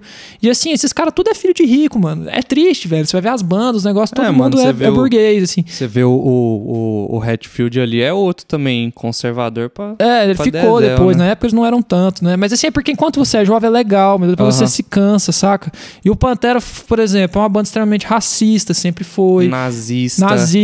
E daquele rolê do Sul ali. Só que como tava... Confederados, tava né? todo mundo falando muito de anarquia. A gente tava falando da guerra dos Estados Unidos, dos confederados, o maluco do Pantera que usava o símbolo dos confederados até hoje, né, na mano? guitarra. E naquela época, como tava todo mundo falando em anarquia, só destruir, esse discurso ficou um pouco apagado, sabe? A galera não prestou tanta atenção. Porque, por exemplo, o Burzum é uma banda que muito metaleiro ouve e não tá ligado que o cara do Burzum é nazista, que é homofóbico e tem um monte de coisa. Então, assim, poucas bandas tiveram a cara do Judas Priest de falar, olha, o Rob Halford, eu sou gay. Porque o rock é gay, né, mano? O rock, tipo, todo mundo que deu certo no rock é gay, mano. Então, tipo assim, de repente o rock não gosta de gay, né? O rock, você é emo, você é viadinho. O rock é conservador. E o emo sai do meio do hardcore, né, mano? Porque do hardcore treta ainda por cima. Porque a galera começou a tocar emo porque foi o seguinte... As bandas de hardcore era tão porrado o show que as bandas tinham que descansar. E aí eles começaram a fazer umas músicas mais devagar pro povo bater menos na hora de descansar. E aí a galera começou a falar sobre sentimentos e voltou, assim. Por isso que eu acho que o movimento emo ainda teve uma... Aí ficou sensível. Mas ele tem uma relevância contracultural, porque ele fala sobre sentimentos. Tem demais. Então ele fala sobre... demais, e sentimento é o que a gente falou no final dos anos episódio. No episódio da semana passada, que falou, tipo assim, que as pessoas guardar esses sentimentos pra dentro Sim. E aí, assim, de você é prejudicial, e o emo põe pra fora, exatamente, ele questiona muito e ele faz uma figura masculina possível, né, mano? Que é uma figura melhor. Mas só que é coisa de viado, né, mano? Ser um homem que chora, ser um homem que sofre, ser um homem que isso tem drama. Contra a cultura. Isso é exatamente, porque incomoda. Só que a indústria, ela continua se alimentando disso. Tanto foi que as bandas emplacaram, ganharam também, tiveram. E aí o rock no Brasil, cara, ele é coxinha, porque o rock no Brasil, a não ser o hardcore em BH, em São Paulo, o punk rock chegou nesses lugares. Tanto em BH principalmente, assim. Belo Horizonte é o recinto do metal, do hardcore, do punk e também dos skinheads. Lá tem muito tudo. Olha, eu gaguejei só a primeira vez, vai ser agora. Aí, ó, tá vendo? Lá tem muito tudo, mano. Porque lá foi um lugar muito louco, tá ligado? Tipo assim, quando surgiu o Sepultura, o sarcófago, aquilo lá, velho, mano... Cara, sabe que Sepultura, já pegar a curiosidade, lá na França, Não sei se era a bolha também que eu vivia lá na universidade. Mas todo mundo que você falava que você é brasileiro, os caras conhecem que banda. O que vocês conhecem de música do Brasil? Sepultura. É a banda mais... Mano, é porque a galera aqui no Brasil, a gente não tem esse hábito de se achar foda, sabe? A gente não tem esse hábito de respeitar as nossas coisas. Mas o Sepultura, ele é só o pai do metal moderno. Tá ligado? Não tem metal moderno sem Sepultura. Sepultura inventou tudo. É isso, e os caras conhecem e gostam, conhecem as músicas, escuta. Os irmãos Cavaleiros são deuses, mano. Eles são deuses, eles são idolatrados lá, tá ligado? O Sepultura inventou o rock com gutural. Mano, o Sepultura fez o metal moderno. E tipo assim, agora imagina... E o Sepultura foi a única banda que ficou famosa de BH. Então assim, devia ter mais umas 20 boas, tanto quanto o Sepultura, né? Porque sempre tem, assim, a gente que vem de cena underground, eu e o Alisson, a gente sabe que tem sempre uma banda que não consegue. Sim. Que era tão boa quanto e não chega lá. Então vocês imaginam o ciclo lá, né? Então assim, era um ciclo muito louco. E ali, assim, cara, você parava os punk na rua, mano. Falava, você é punk? Sou. Por quê? Mano, o maluco falava porque ele era punk. Inclusive, skinhead não é neonazista, viu? Tem skinhead trad, que não é neonazista e nem racista, mano. Mas isso é um negócio que cada vez eu vejo menos. Uma vez eu tava em São Paulo, lá na Augusta, uma mina careca, chegou em mim e trocou ideia comigo. E ela era negra, eu lembro disso. E ela falou assim, eu sou skinhead e tal. Eu já fiquei meio assim, né? Ela falou assim, não, mas eu não sou neonazista, não. Ela pegou e pregou a palavra do skinhead pra mim. Ela ficou tipo uma meia hora, tipo, testemunho de Jeová falando comigo. E aí, mano, ela me ensinou que tem skinhead trad, que não é neonazista, não é xenofóbico, que tem as paradas e tal. E aí fiquei sabendo disso aí. Então, assim, foram lugares, essas pessoas... E aí tinha o Zine, que era um negocinho que os caras escreviam e passava de xerox para um pro outro. E a galera tinha noção. Tem uma entrevista brasileira muito boa sobre isso. Perguntando pra uns punks sujos na rua. Por que você é punk? O cara, não, porque eu sou anarquista, eu sou contra o sistema, eu sou contra isso. Pá, o cara deschava a ideologia dele ali, mano. E aí eu vou entrar agora no que eu terminei meu trabalho e no que a gente tá vivenciando. E aqui no Brasil, o rock, quando sai desses dois grandes centros, ele chega só em quem tem muita condição financeira de ter. Olha. Então, assim, porque você não vai ter acesso à cultura que não é vigente se você não tem como morar nos Estados Unidos. Entendeu? Então, assim, você vê o Supla. Por que ele... Mano, ele conhece todos os caras do punk, mano. Sim. Ele namorou com a Nina Hagen, ele conhece o Joey Ramone, mano. Por quê? Porque ele morava nos Estados Unidos. Por quê? Porque o bisavô dele é o Barão de Smith Vasconcelos. Tá ligado? E ele é punk, assim. Eu acho isso extremamente esquizofrenizante. Mas, então, assim... E aí você pensa nisso. Então, você vai ver, tem as bandas brasileiras que são traduções das bandas americanas. Tipo... Eu adoro o Legião Urbana. Porque o Renato Russo, apesar de tudo, ele é muito foda. Mas é o The Smith do Brasil, tá ligado? Entendeu? E tipo assim, mas o Renato era um cara burguês. Que ele era professor de inglês, ele entendia o que ele tava ouvindo. Porque os caras não entendiam o que eles estavam ouvindo, mano. O próprio Cazuza também... o Cazuza é burguês demais. Safado, inclusive. Sim. Mas ele mas eu gosto do Cazuza. Eu adoro o Cazuza e ele entendeu o que foi o rolê. Tanto que o Cazuza tem... Eu acho que tem 2 Cazuzas, assim. Separa muito bem. O Cazuza antes da AIDS, o Cazuza depois da AIDS. O Cazuza antes da AIDS é um cara meio pau no cu. Apanha o do João Gordo, inclusive. João Gordo já bateu em muita gente, né? Sim. Aí... Não sei se foi ele ou se foi o Frejá, mas teve uma briga do Barão Vermelho com o João Gordo. E depois o Cazuza depois da AIDS, aí mudou a parada, o Cazuza caiu a ficha dele. E aí no Brasil, quem é da contracultura e quem falou e quem viveu é a galera do movimento tropicalista, mano. Que é o... Sim. E essa galera não é pau no cu, você vê que não é a galera que retrocedeu, é o Caetano, essa galera do Gilberto Gil, a galera do movimento nacional, da galera que... Essa galera é firme até hoje, essa galera é firme até hoje, mano. Até hoje. Você vê os caras tá lá batendo na tecla e todo mundo lenhando o governo e metendo tá lá, pau. mandando pau no cu do Bolsonaro com 83 anos. Eu te adoro, vô. Então, assim, essa galera continua hippie, essa galera continua doida. Tem a galera também que prescreveu, mas é muito menos do que a galera do rock. Porque a galera do rock virou nazista, mano. A fita é essa. Pois é, cara. E os caras não têm noção que o Roger Waters tá cantando Hey, teacher, leave the kids alone. Eu ia falar disso, eu até pesquisei aqui pra ver quem que era. O Roger Waters, ele acho que tem um mês, mais ou menos, ele rejeitou uma proposta muita grana do Zuckerberg pra usar The Wall não sei aonde. Ele falou assim, você tá maluco? Você não entendeu. Você tá doido, cara. O Chico Buarque, ele não apesar de eu ter críticas ao Chico Buarque, tá, galera? Tem muitas críticas a ele, mas ele não usa a imagem dele em propaganda alguma. Ele não aceita. Entendeu? Então, assim, a galera que ouvia rock, mano, que é tipo, vou falar meu pai. Meu pai ele é o típico... Pai, eu te amo, mas... Foi mal. Meu pai é tipo roqueiro coxinha, mano. Meu pai ouvia rock e não tava ligado no que tava falando. Nosso pai, né, o Lição, que ensinou a gente a ouvir Raul Seixas. Velho, eu cresci no meio do rock subversivo e meu pai é bolsominion e acha ruim, mano, de eu ser subversivo. Eu falo, cara, os bagulhos que você tá me botando pra ouvir, velho. A culpa é sua, velho. Olha os negócios que você ouvia. Você me botou pra estudar e eu aprendi e você tá achando ruim? Botou nós pra escutar a Bezerra da Silva. Pois é, mano. Nossa. E aí, tipo assim, mano, só que aí o do meu pai eu vou dar uma colherzinha de chá, meu pai não sabia inglês, ele não tava ligado no que a galera tava cantando. E meu pai já chegou que passava pela Globo, né? Apesar do meu pai ter tido um esforço muito grande caçando disco a vida inteira, porque ele era crente, tinha que ouvir música de crente e ele tinha que achar música de crente que ele gostava. Meu pai era o cara mais legal do rolê por causa disso. Entendeu? Então, tipo assim, e tinha isso, assim. O meu avô, ele é dentista e a minha família é de classe média alta. E os meus tios tinham toca-disco, mano. Então, todo mundo ia pra casa deles ouvir os discos, entendeu? Então, só eles tinham acesso à banda alemã, esses tempos. Mano, ninguém tinha, velho. E aí, a maioria da galera que curtiu o rock e se diz roqueiro é burguês e rica, e tem motivos pra ser burguês, pau no cu e rico. Ou então não estava entendendo o que estava acontecendo ali. Então, o Brasil é um país muito esquizofrênico nesse sentido. Então, é por isso, assim. Mas, assim, você vê que ainda tem os problemas, porque a galera não entendeu que país é esse até hoje. Então, assim... E o Renato Russo morreu revoltado, cara. Porque ele morreu revoltado, porque ele morreu sabendo que o que ele estava falando não estava sendo entendido. E o Renato Russo, ele é um artista que ele me inquieta muito por isso, mano. Tem um programa livre que ele tá cantando. Os caras ficam, toca Pais e Filhos, toca Pais e Filhos, toca Pais e Filhos. Ele fala, não quero tocar essa música hoje, eu não tô bem. Sim. Eu tô ligado. Vocês não entendem essa música. Vocês não entenderam essa letra, essa música é muito pesada. Eu não quero cantar ela hoje. A gente falou disso. A gente falou exatamente isso.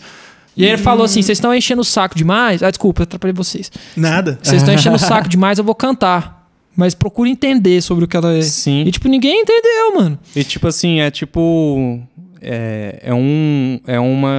uma ideia geral dele também, né? De tipo, gente, presta atenção aqui no que eu tô dizendo, vamos escutar, vamos procurar entender. Eu acho que nem... É claro que a AIDS levou ele, mas eu acho que muita depressão levou ele. Também. Porque, tipo assim, o Renato tava muito à frente do tempo dele nesse sentido de pensamento. E, mano, agora também pensa o Renato Russo venceu a ditadura, acabou tudo e tal, rola tudo, ele vê essa palhaçada agora. Ele morria agora. Mano. Entendeu? Então, é muito complicado. E, assim, e a indústria... antigamente você era punk, você era hippie, você usava uma roupa de algodão, você usava uma você usava uma chinelinha de Jesus, a parada porque era o que você produzia.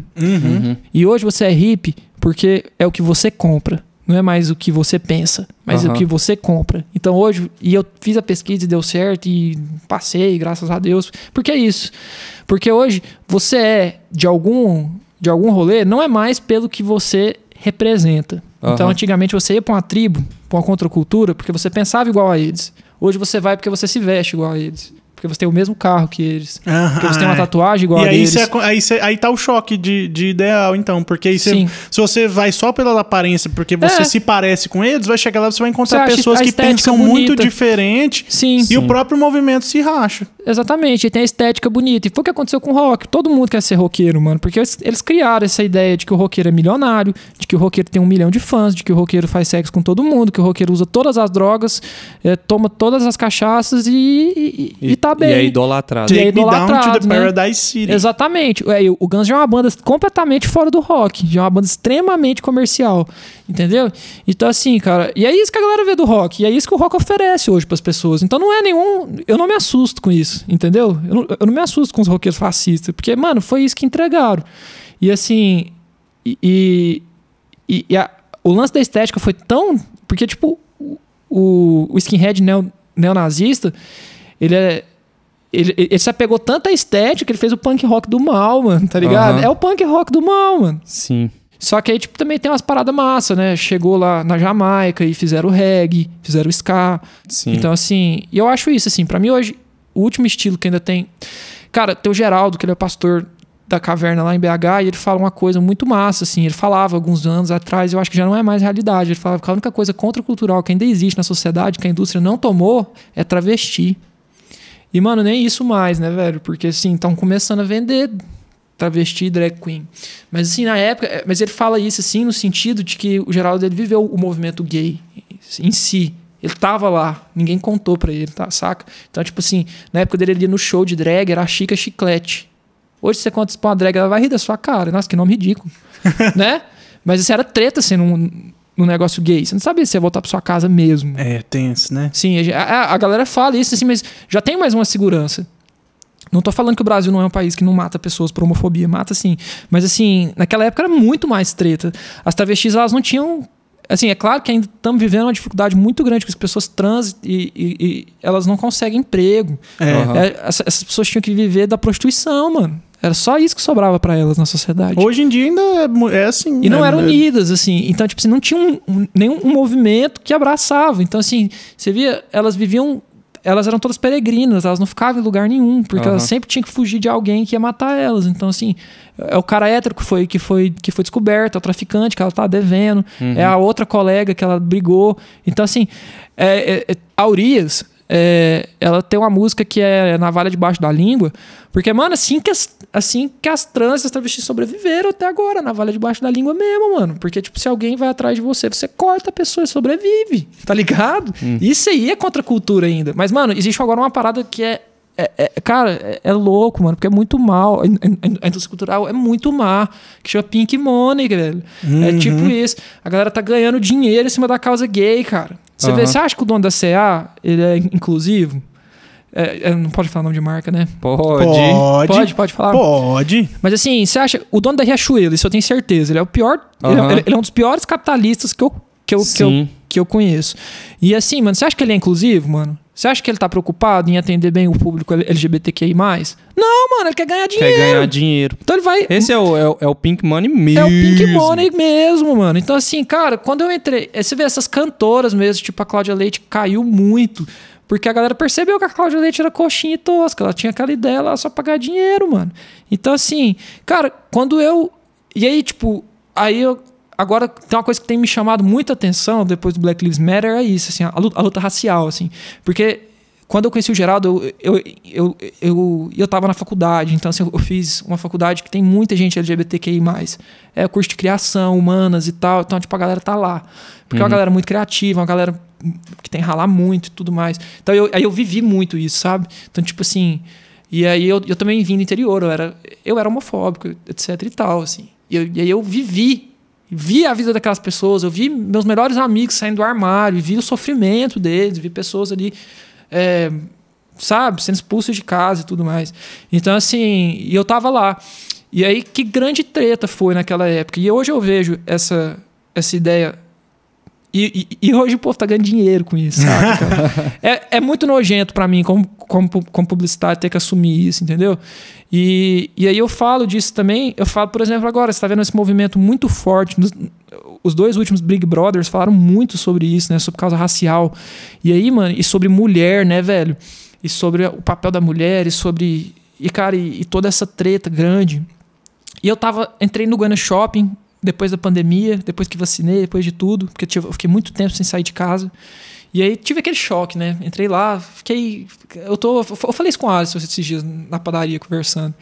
E aí, cara, eu olhei pra Chili Beans, mano, e vi a propaganda da Chili Beans, era uma pessoa negra, e eu não consigo definir, era uma pessoa andrógena. E aí, quando eu olhei os funcionários, todo mundo era branco. E aí, mano? E agora? Entendeu, cara? É muito, muito complicado isso. Porque a sua empresa está capitalizando. Cara, olha, eu vou denunciar isso aqui. Não vou falar o nome do artista, mas tem um artista goiano, mano. O cara é branco, rico, de classe média alta.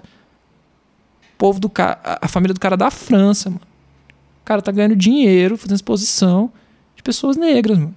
O cara só desenha, pinta pessoas negras e cultura afro, cultura ubuntu. Não é dele, mano. Entendeu? Não é seu. Respeita, velho. Tô falando que o artista branco não pode fazer uma representação. Mas isso é totemismo, mano.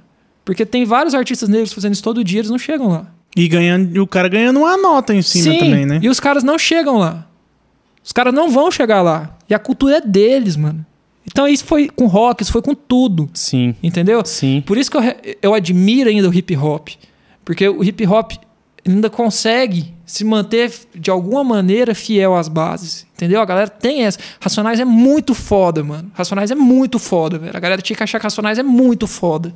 Porque, mano, quando você ouve aquele disco do auge dos Racionais, que é o Nada Como Um Dia Após o Outro Dia, que se precisar voltar pra favela, irmão, vou voltar de cabeça erguida. Puta que pariu, mano. Com toda a dificuldade do Mano Brown, porque o Mano Brown ele é um cara que ele cresceu demais. Mas ele era machista, ele falou isso nos podcasts agora. Ele era machista, ele tinha um monte de problemas, mas a Dona Ana era uma rainha, mano, tá ligado? Uhum. Então o hip hop não... E aí você vê que a indústria brasileira, ela tenta comprar o hip hop o tempo inteiro. Você vê esses hip hop, tem muito rap de branco hoje em dia, falando só assunto de branco. Vocês entenderam? Tem muito isso. Mas ainda tem o Emicida, velho, tá ligado? Que tá lá, batendo, pá. Então, assim, tem a galera que tá lutando pra não deixar o rap embranquecer, velho. Eu acho isso muito louco. E o rock não teve isso. E aí, por isso que eu tô falando de todos esses outros estilos, né? Mas o rock não teve isso. E eu tenho medo do que a galera vai fazer com a Pablo, tá ligado? Porque eu tô vendo ela bombar aí, cantar com a Lady Gaga, que loucura, mano. Que coisa, sabe? É tipo um lance muito, muito louco, muito, muito foda. E aí eu tenho medo do que eles vão fazer com isso. E aí você vê que é um trem meio sacana, porque o RuPaul Drag Race Brasil, quem vai apresentar é a Xuxa, mano. Ah, velho, desculpa, mas é falta de respeito, velho. Você entendeu? A gente tem um país que tinha Vera Verão, mano. Tinha Nani People. Verdade, né? Mano, se pusesse... Mano, pelo amor de Deus. Tem muita gente que critica o Ney Matogrosso porque ele não quis ser declarado... Teve uma entrevista que ele falou que ele não era gay, que ele era humano. Mas é porque essa galera dos anos 70, eles viveram uma outra vivência. Os caras chegam e falam que ele é homofóbico. Isso é muito raso, mano. O Ney lutou contra a ditadura vestido andrógeno, mano. Então, tipo, essa galera... não voltou atrás, mano. Essa galera continua permanece. firme, velho. É que nós estamos falando. O Caetano, o Chico, esse pessoal tudo aí, tá aí com 80 anos nas costas. Qualquer desculpinha que a Globo dá. Não, mas é porque a gente precisa de alguém que vai representar as marcas. Porra, num país que você tem nem Mato Grosso, você precisa disso. Entendeu? Então você precisa de marca. Tipo, o tamanho do cara, mano. Sabe? E eles, inclusive, perderam mídia. O Caetano perdeu mídia, todo mundo perdeu mídia. Você vê que no governo nosso agora, eles não estão mais na Globo, eles não estão aparecendo mais. Então, assim... Você falou da Pablo. A Pablo é provavelmente uma das maiores rockstars do Brasil hoje, que é contra a cultura mesmo. Ela é a maior drag do Brasil. System. Baiana System. Quer dizer, desculpa, a maior drag do Brasil, ela é a maior drag do mundo, mano. Ela é a maior drag do mundo. É do mundo, né? É do mundo mesmo, já rolou essa fita, assim, eles elegeram ela a maior drag do mundo. Então, tipo assim, cara, isso aí é a contracultura, mano. Cara, eu fui ouvir Criolo esses dias, eu toquei num monte de festival que teve e tal, e eu não tenho tempo de assimilar tudo, sabe? Eu vivi muito tempo preso na minha bolha cultural. Mas, mano, que cara inteligente, velho. Não, Criolo, absurdamente isso aí. Poxa vida, velho, que cara profundo, e quão musicalmente bom ele é, que ele canta sambinha também ali, redondo. Mano, seus roqueiros conservador aí que estiver escutando, a Pablo Vittar é muito mais foda muito que mais vocês. Metaleira que todos, mano. Vocês muito no mais. bolso, in the bolso, in the pocket. Eu tinha uma camiseta que eu tenho, que foi um menino aqui de Goiânia que fez. Ele é muito massa, um artista, ele chama Guilherme. Ele fez a camiseta, mano, que era Marília Mendonça de... eu já vi ligado. essa. Eu já vi pessoas com ela. Eu perdi minha camiseta. Eu já vi pessoas com essa camiseta. E ele fez a Pablo Vittar também. Agora com tem escrita como se fosse aquelas bandas de death metal, né? Porque é isso, mano. Essa é a contracultura de hoje, mano. Tipo, a Marília, por mais... Ela pode ser bolsominion, ela pode ser o que for, mas o contexto dela, o que ela cantou e o que ela representou no começo é muito grande. Mas ela não é bolsominion, não. Ela não é, não? Não. Que bom. Mas assim... porque esse pessoal do sertanejo, você já vai com um pezinho atrás, ela né? Ela pode até achar que o feminismo não existe, que não serve, mas o que ela cantou, velho, não tem como voltar atrás, tá ligado? O que ela problematizou, porque o sertanejo, ele é... macho escroto mesmo, mano. É tipo sempre o cara que traiu pedindo desculpa e tal. Ou então um cara que foi traído ou acha que foi traído, né? Tem isso. Às vezes o cara só foi trocado, né? Porque assim... exatamente. Mano, às vezes o relacionamento acaba, mano. E ele tá culpabilizando a mulher o tempo inteiro. A culpa é dela. E aí, não, cara, a Marília veio e cantou outra coisa. E ela abriu assim o negócio e veio um monte de cantor atrás. E abriu um monte de gente. Simone Simaria.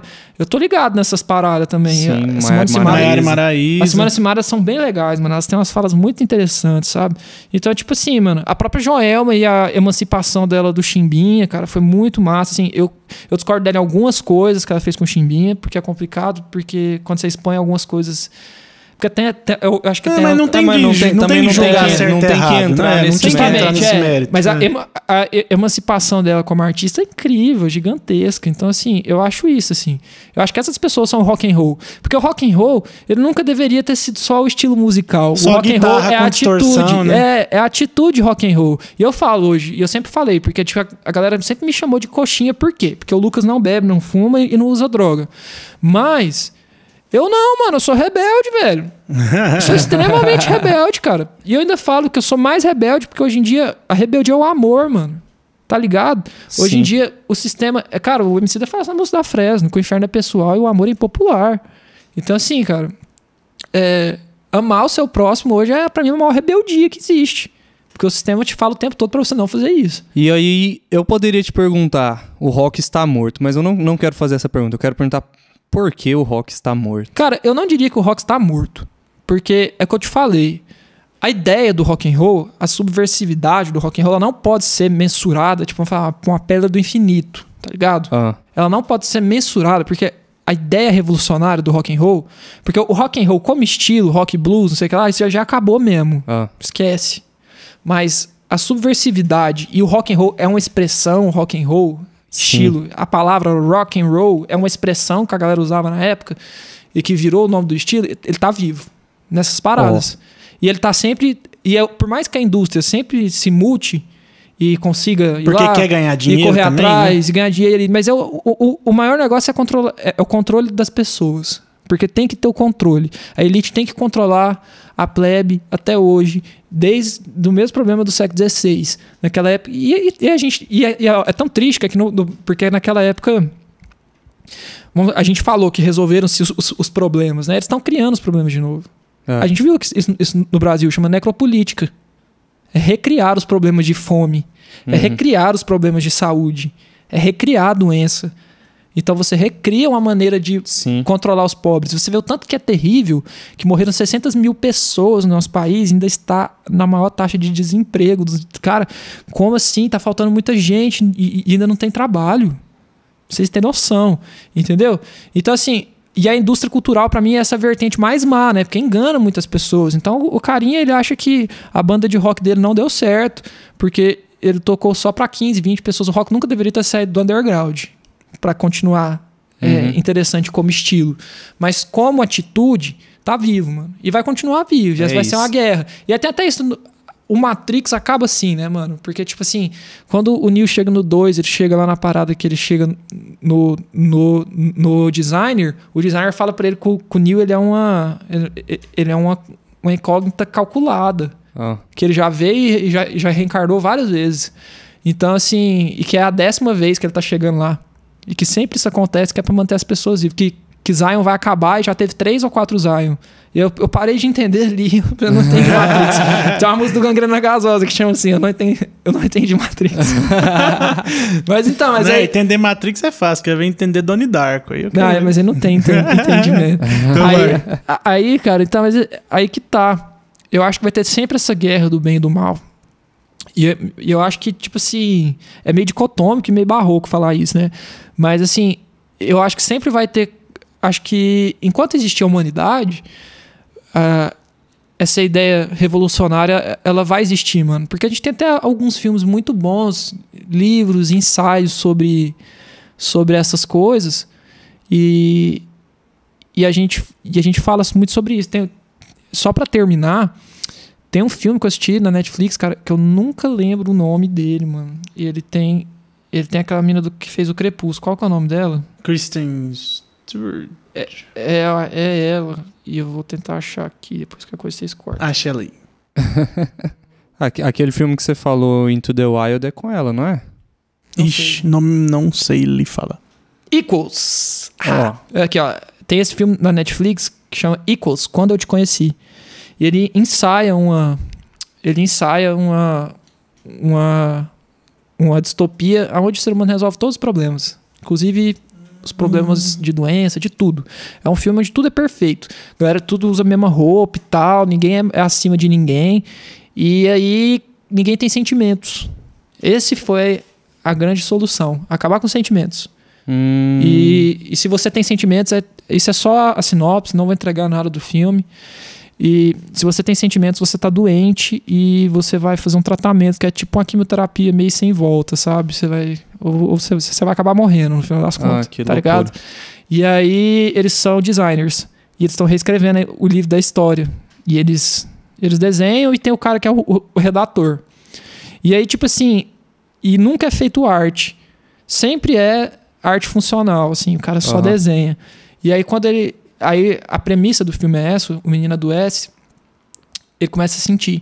E aí ele faz arte um dia. Nossa, é muito, muito lindo, mano, assim, porque é isso, assim. Então assista esse filme, eu choro muito toda vez que eu vejo ele, litros, porque ele é muito bonito, muito mesmo, assim.